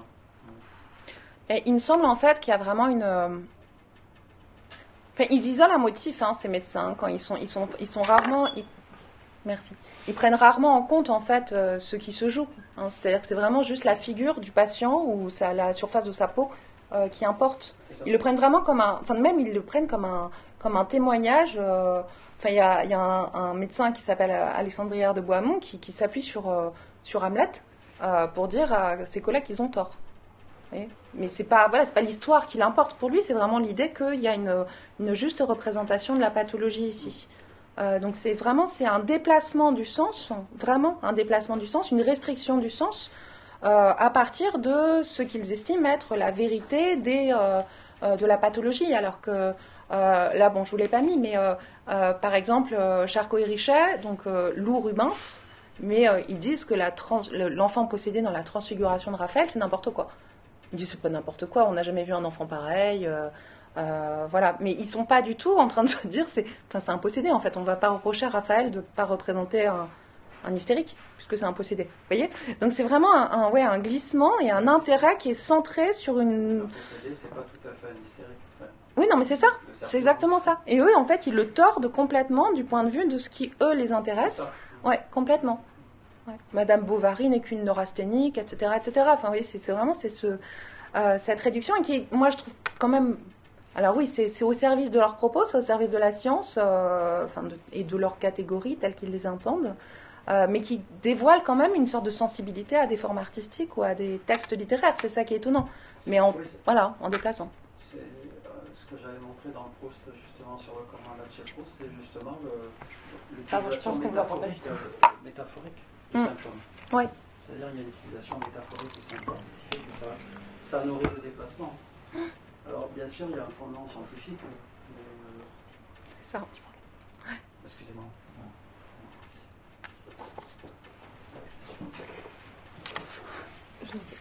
Alors, dans ce cas-là, on va passer aux réponses des médecins. Donc, Romain Hossein-Konsari, si vous voulez bien nous rejoindre, prendre ma place, et moi je vais me mettre en bout de table. Non, c'est mieux qu'on me voit vraiment, c'est moins important qu'on me voit moi. Je vais vous laisser à vous la visibilité, à vous deux, à côté de Julie Chenet. Donc, voilà, si on peut orienter un petit peu le zoom vers Romain Hossein-Konsari. Voilà. Donc, pour répondre à l'intervention de Julie Cheminot, comme à l'intervention de Bernard Andrieux, j'ai proposé donc à des médecins de venir être répondants. Et tout à l'heure, je vous ai présenté Jules Grégory, qui ensuite a présenté lui-même sa pratique et le type d'image médicale qu'il voit et ce à quoi elle lui sert.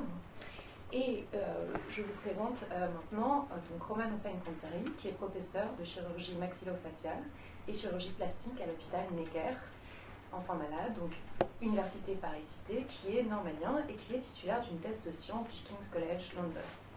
Il est aussi directeur médical du Health Data Club, pardon, c'était plus sympa comme ça, et chargé de l'implantation de la fabrication additive dans les hôpitaux de la PHP. Donc votre spécialisation, c'est la prise en charge de malformations crânio-faciales. En plus de votre pratique clinique de chirurgien, vous dirigez le laboratoire Forme et Croissance du crâne, où il y a des modélisations géométriques et mécaniques des processus de morphogénèse et de croissance de la région de la tête et du cou. Ça, j'espère que vous allez nous en dire quelques mots pour nous parler de ces images-là avec tous ces procédés de modélisation en 45 minutes. Et dans ce laboratoire, vous nous dites que sont utilisées différentes techniques d'imagerie. Voilà. Et vous avez vous travaillez aussi avec des imprimantes 3D et donc à la création d'images qui sont palpables, qui sont en fait des modèles qu'on peut tenir dans les mains, avec donc à la fois des visées cliniques, mais aussi des visées pédagogiques. Est-ce que vous pouvez nous parler un petit peu de toutes ces images que vous créez ou manipulez? Oui. Merci pour votre invitation. En fait, je vous avoue que je ne savais pas que je devais présenter quelque chose, mais je peux vous montrer des images si vous voulez. Je ne sais pas si c'est pertinent. Et je ne sais pas combien de temps j'ai. 5 minutes. Ah bon, dans ce cas, je vais parler. Alors, donc moi, je fais de la chirurgie des malformations crânio-faciales, c'est-à-dire la reconstruction crânienne et faciale d'enfants qui naissent avec des déformations importantes de la région crânienne, orbitaire, mandibulaire. Et donc, le but de cette chirurgie, c'est de leur redonner une forme la plus normale possible et aussi de corriger certaines fonctions qui sont défaillantes, comme par exemple les orbites qui sont trop petits pour le volume du globe oculaire, la boîte crânienne qui est trop petite pour le volume du cerveau, la bouche qui est trop petite pour le volume de la langue, par exemple, ou la mandibule qui est déformée, qui est trop en avant, trop en arrière. Donc tout ça, ça nécessite de reconstruire le crâne avec à la fois donc des impératifs fonctionnels, redonner au bon moment la bonne fonction à l'enfant, parce que l'enfant est en croissance, donc c'est un peu spécifique de cette chirurgie, c'est qu'il faut il faut construire un calendrier thérapeutique pour rétablir la bonne fonction au bon moment dans le processus de croissance et remettre un enfant qui est déviant de par sa trajectoire de croissance dans la trajectoire moyenne, et puis aussi reconstituer une forme qui soit la plus normale possible, la plus proche de l'anonymat possible. Donc pour ça, il y a plein de techniques chirurgicales, mais les questions qu'on se pose, c'est en tant que chirurgien, quand on doit prendre en charge ces enfants, c'est quand les opérer et quand leur proposer ces interventions qui sont lourdes, parfois dangereuses, avec un risque même de décès pour les interventions les plus lourdes. Donc il faut les faire au bon moment. Et puis après, comment évaluer les résultats et savoir si on a bien travaillé, si les résultats sont bons. Donc pour tout ça, comme vous l'aviez souligné, j'ai créé un laboratoire il y a 2 ans, on essaye de modéliser la croissance du crâne et et aussi analyser les images pour déterminer ce qui est normal, pas normal, où sont les défauts et comment ces enfants évoluent en fait avec la croissance, sachant que leur anomalie initiale leur fait prendre des trajectoires qui sont différentes de celles des autres enfants. Donc il faut à la fois reconstituer leur trajectoire et voir en quoi elle est différente de la trajectoire moyenne. Et dans le domaine des malformations crânio-faciales, il y a eu beaucoup de travail sur la génétique depuis 15-20 ans. On sait maintenant les mécanismes moléculaires, cellulaires à la base de ces malformations, mais on n'a aucune idée de ce qui se passe après la naissance et durant la croissance. On a peu d'idées. Et donc on a en fait très peu de moyens de prédire pour deux enfants qui naissent avec un syndrome X, avec une mutation bien déterminée. À la naissance, ils sont à peu près pareils, mais il y en a un qui va avoir, si on ne le traite pas, qui va mourir d'une hypertension intracrânienne aiguë, ou alors même si on le traite, va avoir un retard mental sévère, va être profondément autiste et va jamais réussir à avoir une vie entre guillemets intégrée. Puis un autre qui va avoir le bac et qui va faire des études supérieures. Et on a très peu de facteurs prédictifs initiaux pour ces parcours de patients. Et en plus de ça, on ne sait pas trop comment nos chirurgies interfèrent avec ce qui leur arrive. Parce qu'on a des chirurgies qui sont à la fois reconstructrices pour certaines choses et puis destructrices pour d'autres. Donc tout ça, ça fait qu'il faut développer des outils prédictifs. Donc moi, dans ma pratique, j'utilise beaucoup d'imagerie dans ma pratique de recherche. Donc c'est des scanners, des IRM et des photos pour essayer de construire, c'est ce que vous avez montré en fait, des modèles moyens de croissance. Donc il y a plein de méthodes mathématiques où on peut par exemple prendre 50 scanners d'enfants qui ont à peu près la même maladie, construire un crâne moyen si vous voulez, et comme on a des scanners à différents âges, on peut faire un objet virtuel de ce crâne qui grandit. Et sur cet objet, on peut par exemple, si on construit un modèle qui est valable, on a plein de moyens de faire des contrôles qualité. On peut dire, voilà, on a ce modèle qui reproduit la croissance de 0 à 3 ans dans le syndrome de Crouzon, par exemple, sur lequel je travaille.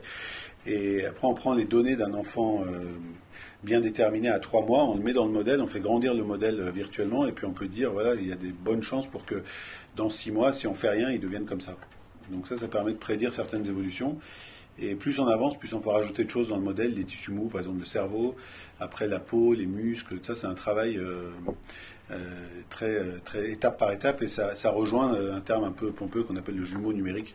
Donc on essaie de construire en fait des copies virtuelles des maladies pour pouvoir à la fois les observer, et puis la deuxième étape, c'est les manipuler. Donc ça, c'est ce que j'essaie de faire aussi dans le labo, c'est d'avoir par exemple des crânes qu'on peut découper virtuellement, comme ce qu'on fait au bloc, et les faire grandir après la chirurgie et dire, voilà, si on découpe 1 cm derrière, ça va donner ça, et si on découpe 1 cm devant, ça va donner ça, donc il vaut mieux faire tel type de... Des crânes numériques ou des crânes en plastique ? Numérique. Alors après, il y a aussi tout ce qu'on peut produire en objet physique par impression 3D. L'impression 3D, ça permet de passer d'un objet numérique à un objet physique par une méthode assez simple, et je pense que c'est une des premières fois dans l'histoire où on a au sein des hôpitaux des moyens professionnels pour produire des objets de travail. Il n'y avait jamais eu ça. Donc maintenant, on peut produire de manière quasiment professionnelle quelque chose pour lequel il fallait une usine, des ingénieurs, des choses comme ça. Et maintenant, en quelques jours, on peut obtenir un objet manufacturé de haut niveau qui sort de la machine, quoi.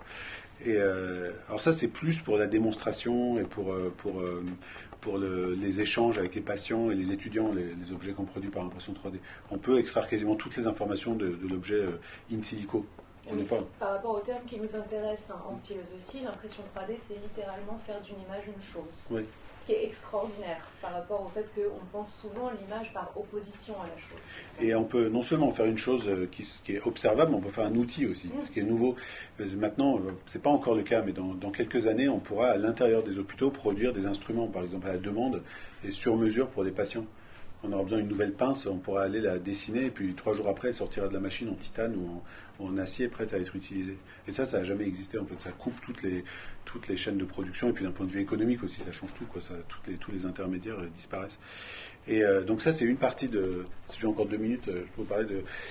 1 minute. Il y a aussi un autre aspect de mon labo où on travaille sur les photographies. Donc À la PHP, on a la chance d'avoir, à Necker, on a une base de données d'à peu près 600 000 photos cliniques d'enfants avec des malformations, de face, de profil, prises à la anthropométrique, quoi, par une photographe professionnelle, par plusieurs, depuis 30 ans, en fait, il y a une photographe professionnelle dans le service, elles se sont succédées, on a une base incroyable, et ça, on l'utilise pour faire, alors ce que vous avez montré, des modèles moyens de photos de visage.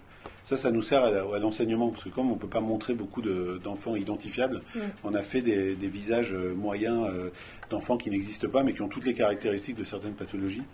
Et on a créé des images synthétiques, quoi. Et ça sert beaucoup à la publication et à l'enseignement.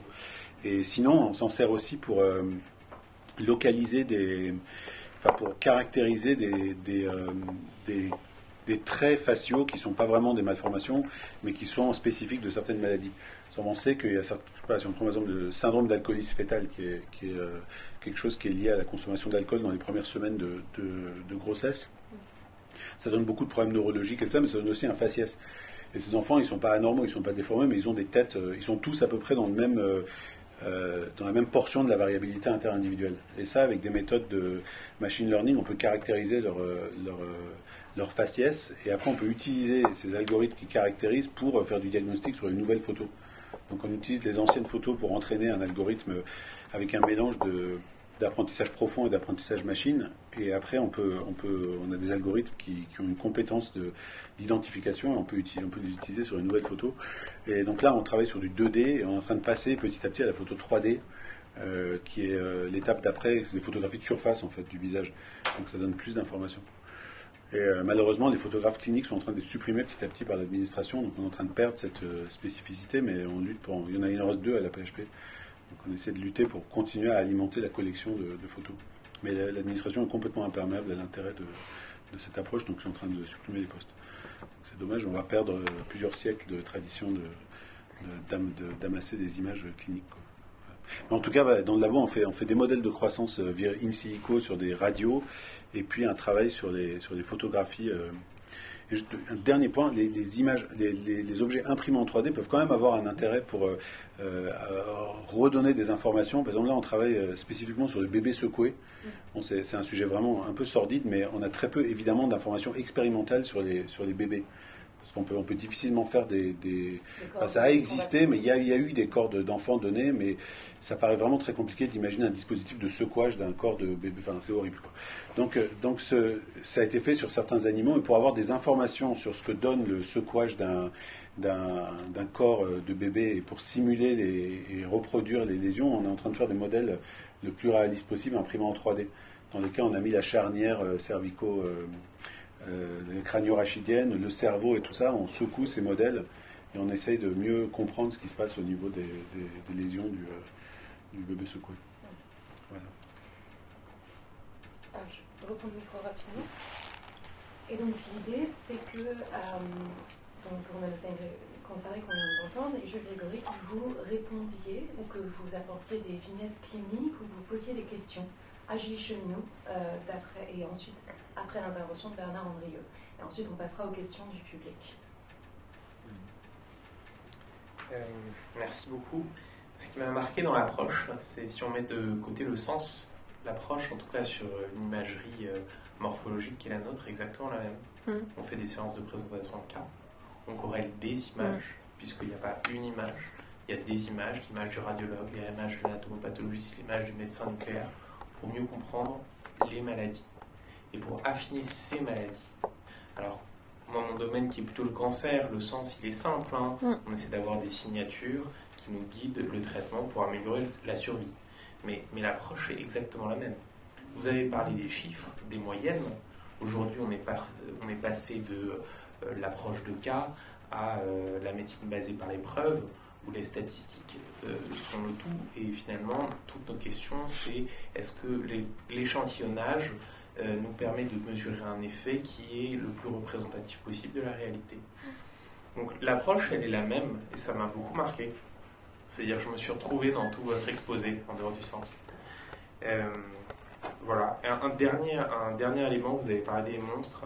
J'ai une période de fascination pour les avaleurs de sabre, les cracheurs de feu. J'avais lu un livre qui s'appelle Dan Mannix, La valeur de sable. et il décrit la réalité des monstres qui sont les rois des fêtes foraines. C'est stupéfiant, deux mentalités différentes par rapport à la nôtre. Non, merci beaucoup, ça confirme, il me semble.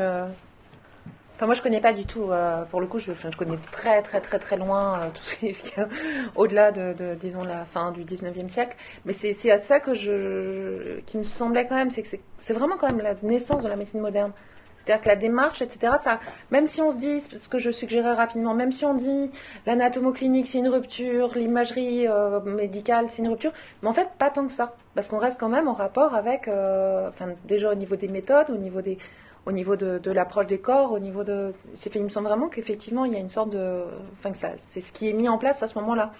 Bon, alors après, évidemment, là, il y a un certain nombre d'errances qui sont aussi liées, bon, c'est quand même quelques cas particuliers, puis qui sont aussi liées à des limites de soins. Voilà, on a eu la vraie, véritable progression, je pense, fin 19e, début 20e, c'est du point de vue du soin, des découvertes. Mais voilà, c'est bien ce qui me semblait, effectivement, qu'il y avait une démarche qui ressemblait, et que, alors certes, là, les images sont virtuelles, mais on a la même Vénus anatomique démontable en 40 parties, quoi. Donc, et en effet, cette question des moyennes aussi.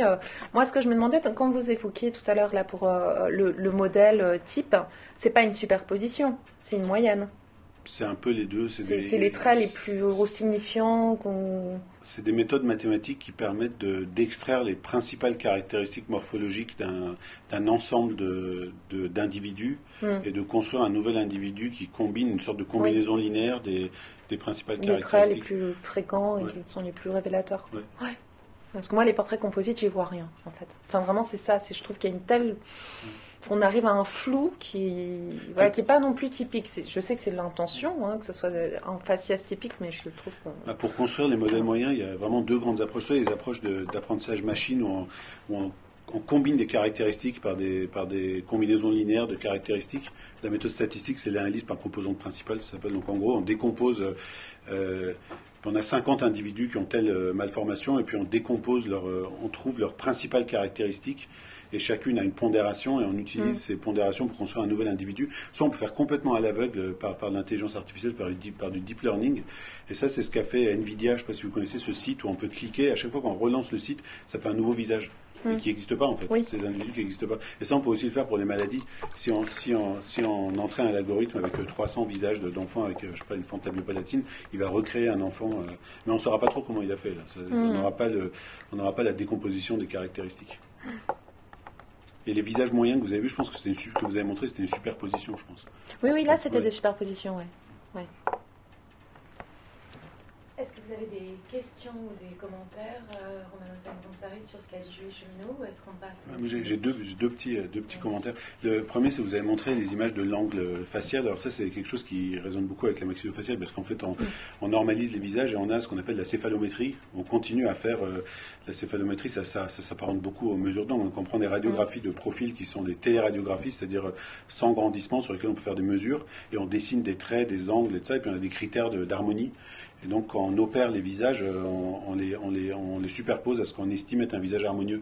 Et au bout d'un moment, quand on se connaît entre collègues, on sait à peu près qui fait tel type de visage. Donc, on sait que lui a plutôt été opéré par telle personne parce qu'il aime bien la mâchoire plus projetée et tout ça, quoi. Donc, il y a une partie de normalisation un peu aveugle, enfin, en suivant des règles, et puis une partie de contribution personnelle aussi, parce qu'on doit faire des choix. Quand on a détaché la mandibule du crâne, par exemple, ou détaché la maxillaire du crâne, on doit bien le positionner quelque part. Donc on prend le parti de le mettre soit selon exactement l'angle qu'on a mesuré, soit ce qu'on pense être joli au bloc opératoire. Donc on a ça.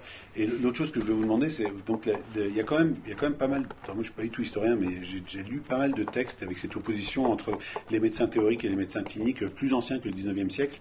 Donc cette préoccupation de l'analyse clinique, je pense qu'elle existe avant. Je me demandais s'il n'y avait quand même pas une part d'organisation du système de soins dans la naissance de cette médecine, avec le fait qu'il y ait des grands hôpitaux dans les grands centres hospitaliers, dans les grandes villes, que les patients soient regroupés au même endroit, qu'il y ait des études de médecine plus organisées, enfin, que ce soit pas aussi la convergence de quelque chose de plus social, au-delà d'une modification de l'approche vis-à-vis des patients.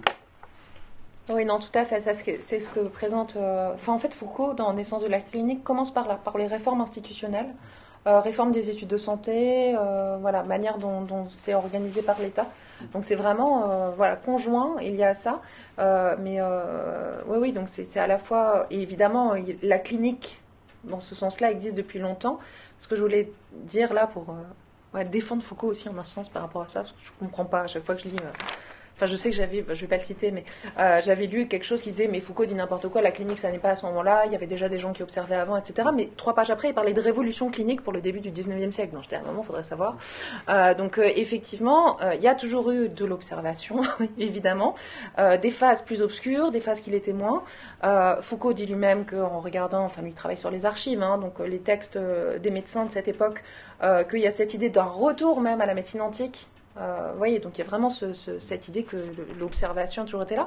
Mais ce qui se passe de spécifique au XIXe siècle, c'est effectivement que ça prend sens, enfin que c'est vraiment théorisé, que ça prend sens dans une certaine structuration qui est aussi politique, institutionnelle, et qu'il y a plein de cas dans les hôpitaux. Puis bon, j'en ai pas parlé parce que là, ça rejoint aussi évidemment l'anatomoclinique, mais la pratique de l'autopsie, de la médecine légale, etc. Donc tout ça fait voilà, en effet, une convergence qui fait que d'un coup, ça devient la démarche clinique et qu'il y a de véritables progrès, voilà, qui finalement, on le voit là, enfin, même malgré les errances de Camper, parce que pour lui, c'était vraiment le signe de...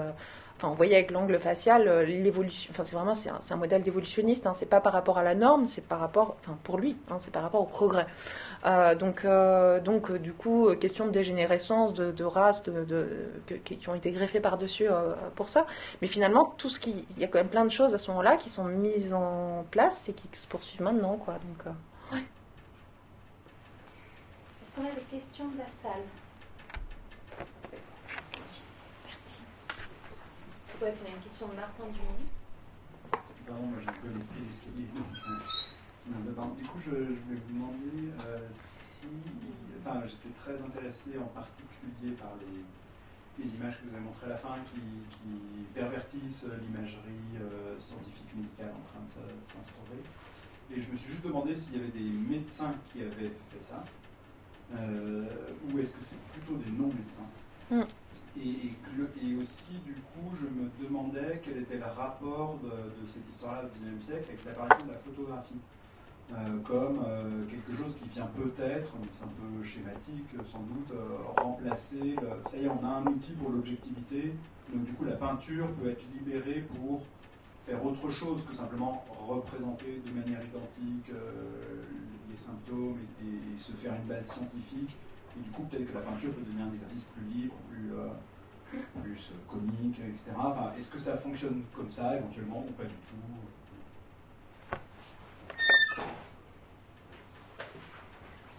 Merci. Alors, sur les médecins, sur la déplacement, reprise, torsion, de l'iconographie médicale ou des représentations médicales par des artistes. Alors, il y a un certain nombre d'artistes qui ont fait des études de médecine, qui étaient médecins à proprement parler, pas forcément. En fait, le titre que j'ai pris pour ma thèse, là, Les évadés de la médecine, hein, ça vient de là. Hein, c'est-à-dire que c'est un médecin qui a utilisé cette expression pour dire des artistes qui ont commencé par faire médecine et qui se sont évadés pour faire de l'art. Hein, donc voilà, donc c'est vraiment ce point commun. Et alors par contre, ce qu'il y a, c'est en tout cas c'est à ça que ça m'a fait penser votre question. Il y a des médecins qui, sans forcément être artistes, font déjà un petit peu ce détournement. Je vais être plus claire. Il y a des médecins qui en fait faisaient de la poésie médicale, par exemple, sur la syphilis. Ça, j'ai découvert ça il y a assez peu de temps. C'est Alexandre Wenger qui est en Suisse, qui travaille beaucoup sur ces questions-là. On a vraiment des textes médicaux, enfin des textes écrits par des médecins, mais c'est de la poésie, qui décrit les ravages de la syphilis, et c'est incroyable en fait. Hein, il y a des passages qui sont assez beaux. Et en fait, Huysmans, par exemple, connaissait ce genre de texte et s'en est aussi inspiré pour écrire tout l'imaginaire qu'il y a pu avoir autour de la syphilis dans un rebours. Donc voilà, donc il y a vraiment effectivement des échanges et des possibilités de déplacement. Puis on voit, hein, il y en a certains sont des amateurs d'art, c'est vraiment des hommes du monde hein, aussi à cette époque. Donc voilà. Et alors sur votre autre question, j'ai oublié votre autre remarque, c'était sur. Rapport avec l'apparition de la Ah oui, sur l'apparition de la photographie. libération aussi Ouais, pour sur la peinture, peinture, de l'objectivité, vu que la photo était là. Ouais. C'est le moment où vous parlez d'art. Ouais. Ça a été. Alors c'est ce que j'ai voulu suggérer avec le tableau de la peinture de l'acromégalique là. C'est-à-dire que si on a fait une peinture à la toute fin du 19e siècle, pour ça, je vous réponds un peu à côté, mais c'est un peu exprès. Si on a fait une peinture alors qu'il y avait justement la photographie, c'est qu'on voulait faire une peinture. Et que là, il y a vraiment... Ouais, et que du coup, c'était un portrait, qu'il y a quelque chose de cet ordre-là. Après, j'ai quelques difficultés. Alors, voilà, je pense que vraiment, en termes d'usage médical, ça peut vraiment avoir un intérêt de voir avec l'apparition de la photographie, quand est-ce qu'on utilise des photographies, quand est-ce qu'on va plutôt faire des moulages, quand est-ce qu'on fait de la peinture ou de la littérature selon le type de pathologie, etc. etc. Donc voilà, en termes d'usage médicaux, je dirais vraiment dans ce sens-là. Après, en termes plus d'évolution de la peinture hors question médicale, j'ai toujours des difficultés à dire que la peinture avait été... affranchi du fait qu'il y avait la photographie. Et ça, c'est... Voilà, je sais que c'est quelque chose qu'on dit assez souvent, mais il me semble que... Enfin, la peinture n'est pas que représentation du réel, et il y a toujours... Voilà, donc je pense ça se joue un petit peu à côté. Donc là, ce qui m'intéresserait plutôt, c'est effectivement comment, il y en a plein, effectivement comment certains peintres ont pu s'appuyer sur des photographies, médicales ou non, s'appuyer sur des photographies pour renouveler leur art. Ça, effectivement. Juste sur ce point, le dessin et la peinture ont gardé un rôle important dans la représentation médicale après la photographie, mais surtout en chirurgie et en anatomie. Et comme on témoigne, il y a toujours un cursus très dynamique de dessin scientifique à l'école Estienne, par exemple, où ils forment 8-9 personnes par an. Je crois qu'ils trouvent tout de suite du boulot. Et il y a beaucoup de choses qu'on ne peut pas du tout représenter par la photographie, comme certains détails des interventions chirurgicales où on ne voit rien en photographie. Donc il y a eu quand même une persistance en parallèle de la peinture et du dessin. Vous avez aussi à ce propos, d'ailleurs, c'est pareil, c'est Didier Huberman qui analyse ça sur l'iconographie de la salpêtrière. On voit une photographie d'une patiente en crise d'hystérie, et à côté de ça, il y a le dessin de Richet, à côté, qui met l'accent sur ce qu'il faut voir et qui en rajoute. Alors lui, il en rajoute, la jupe, elle est plus montée, il y a plus de bave aux lèvres, les cheveux sont plus ébouriffés, enfin bref. Mais c'est vraiment, voilà, pareil, pour essayer de mieux faire voir, la photographie, elle a aussi ses limites. Puis la photographie reste une construction, de toute manière, donc surtout à cette époque, où c'était pas les moyens actuels, quoi. Sur le dessin, je suis pour ma part assez frustrée en tant que patiente. Peut-être est-ce que, Dieu merci, que je n'ai jamais une maladie trop grave, du fait que très très peu de médecins prennent à un moment un papier et un stylo pour me dessiner le problème qui est le mien, la maladie que j'ai en ce moment. Le seul exemple de représentation visuelle que j'ai, encore une fois dans une expérience d'une patiente qui a été assez protégée, c'est les cabinets dans lesquels on trouve des modèles, donc c'est pas des dessins, mais c'est chez les gynécologues, on trouve des maquettes. Et là, les gynécologues, surtout celles et ceux qui sont assez engagés, peuvent vous montrer l'intérieur de votre corps pour vous apprendre à le connaître, etc. Mais c'est vrai que parfois, quand on a des choses, quand il nous arrive des petites maladies un peu bizarres, on aimerait bien voir comme ça le médecin nous faire un petit schéma. Et je crois que ça existe en oncologie ou des choses comme ça, mais bon. Dans la consultation pré-thérapeutique, on fait les schémas de l'intervention. Après, on montre l'imagerie, mais l'imagerie, c'est souvent, notamment en oncologie, on monte la boule dans l'organe. Et après, ce qui est important surtout, c'est le déroulé de l'intervention et exactement ce qu'ils vont ressentir.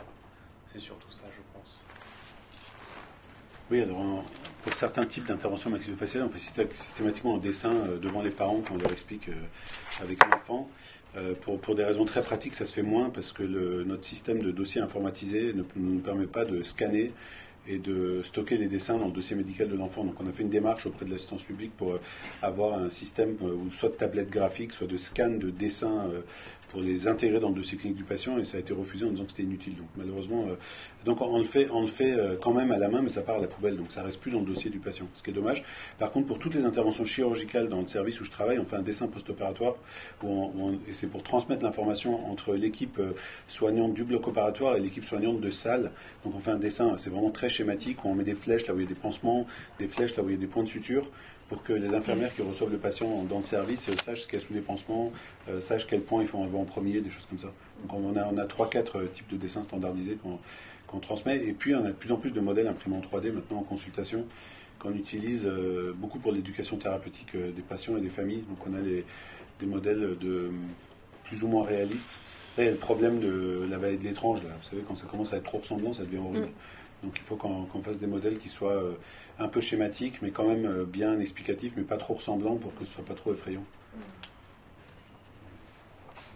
Alors, là-dessus, il y a un très très bon article de Dorothée Legrand qui précisément, qui est une philosophe, psychanalyste et chercheuse au CNRS, qui est à l'École normale supérieure en philosophie et qui parle effectivement, qui va contre l'idée qu'il y a une dépossession par les images produites par la médecine et contre le fait qu'il y a une dépossession liée à l'égard, en disant au contraire, si les deux se ressemblaient trop, on se retrouverait dans la situation donc, de l'icône qui devient idole, elle utilise le parallèle religieux connu, et on se retrouverait avec, si mon corps est dans l'image, peut-être que mon corps est une image, et donc avec quelque chose de trop perturbant, trop violent pour la patiente ou le patient, et donc il vaut mieux qu'il y ait un certain écart. Juste, je ne résiste pas parce que vous en avez parlé hier, sur cette histoire de traces laissées, Jules Grégory, vous me disiez qu'après une opération en chirurgie classique, il n'y a pas de traces, mais que vous avez donc des films. Puisqu'on se guide par l'image en radiologie interventionnelle, effectivement, comme une imagerie diagnostique, tout est enregistré et visualisé, et ces images appartiennent aux patients. Alors, sur ce point, il y a un projet très avancé de faire des boîtes noires du bloc opératoire, de tout enregistrer et de tout filmer, pour qu'on puisse après revenir s'il y a des problèmes ou des questions. Moi, ça me semble être une bonne évolution. Il y a beaucoup d'opposition aussi sur ce sujet, parce que bon, on dit des choses au bloc opératoire, une sorte de, parfois une libération du langage sous l'effet du stress ou de l'excitation. Donc voilà, c'est compliqué, mais il y a quand même un projet qui est mené par Éric Bibert. Je ne sais pas si vous voyez, c'est un chirurgien hépatique de Paul Brousse à Paris, qui est très impliqué dans la modernisation de l'approche du bloc opératoire, aussi bien d'un point de vue technique que sociologique, philosophique, ça. Donc, et il aimerait avoir ces boîtes noires sur lesquelles on puisse revenir, où tout sera enregistré et filmé. Pour les questions du public, dans la salle, on a une question. Et Mathilde, est-ce qu'on a des questions sur le Zoom? Non. Oui, je voulais revenir juste par curiosité. Est-ce que vous pouvez nous dire un peu quelles sont les raisons qui sont invoquées sur le fait que les photographes cliniques, la photographie clinique n'est plus tant désirée ou encouragée que ça, si j'ai bien compris? Ah, l'argent. C'est tout. Non, c'est tout. Hein. C'est juste les postes. C'est que ça fait des postes à plein temps pour la paix qui sont considérés comme inutiles. Mais comme beaucoup de choses, hein, comme la moitié des infirmières, comme beaucoup de choses. En 5 ans, c'est fini. Vous l'avez lu dans la tribune. D'autres questions dans le public? Je vous remercie beaucoup, Gilles Cheminots. On passe à l'intervention de Bernard Gueux. Il va y avoir un jeu de chaises. Alors, moi, en fait, je vais vous coller tous les deux là. Je vais récupérer ma place là. Et pour rester Bernard Gueux.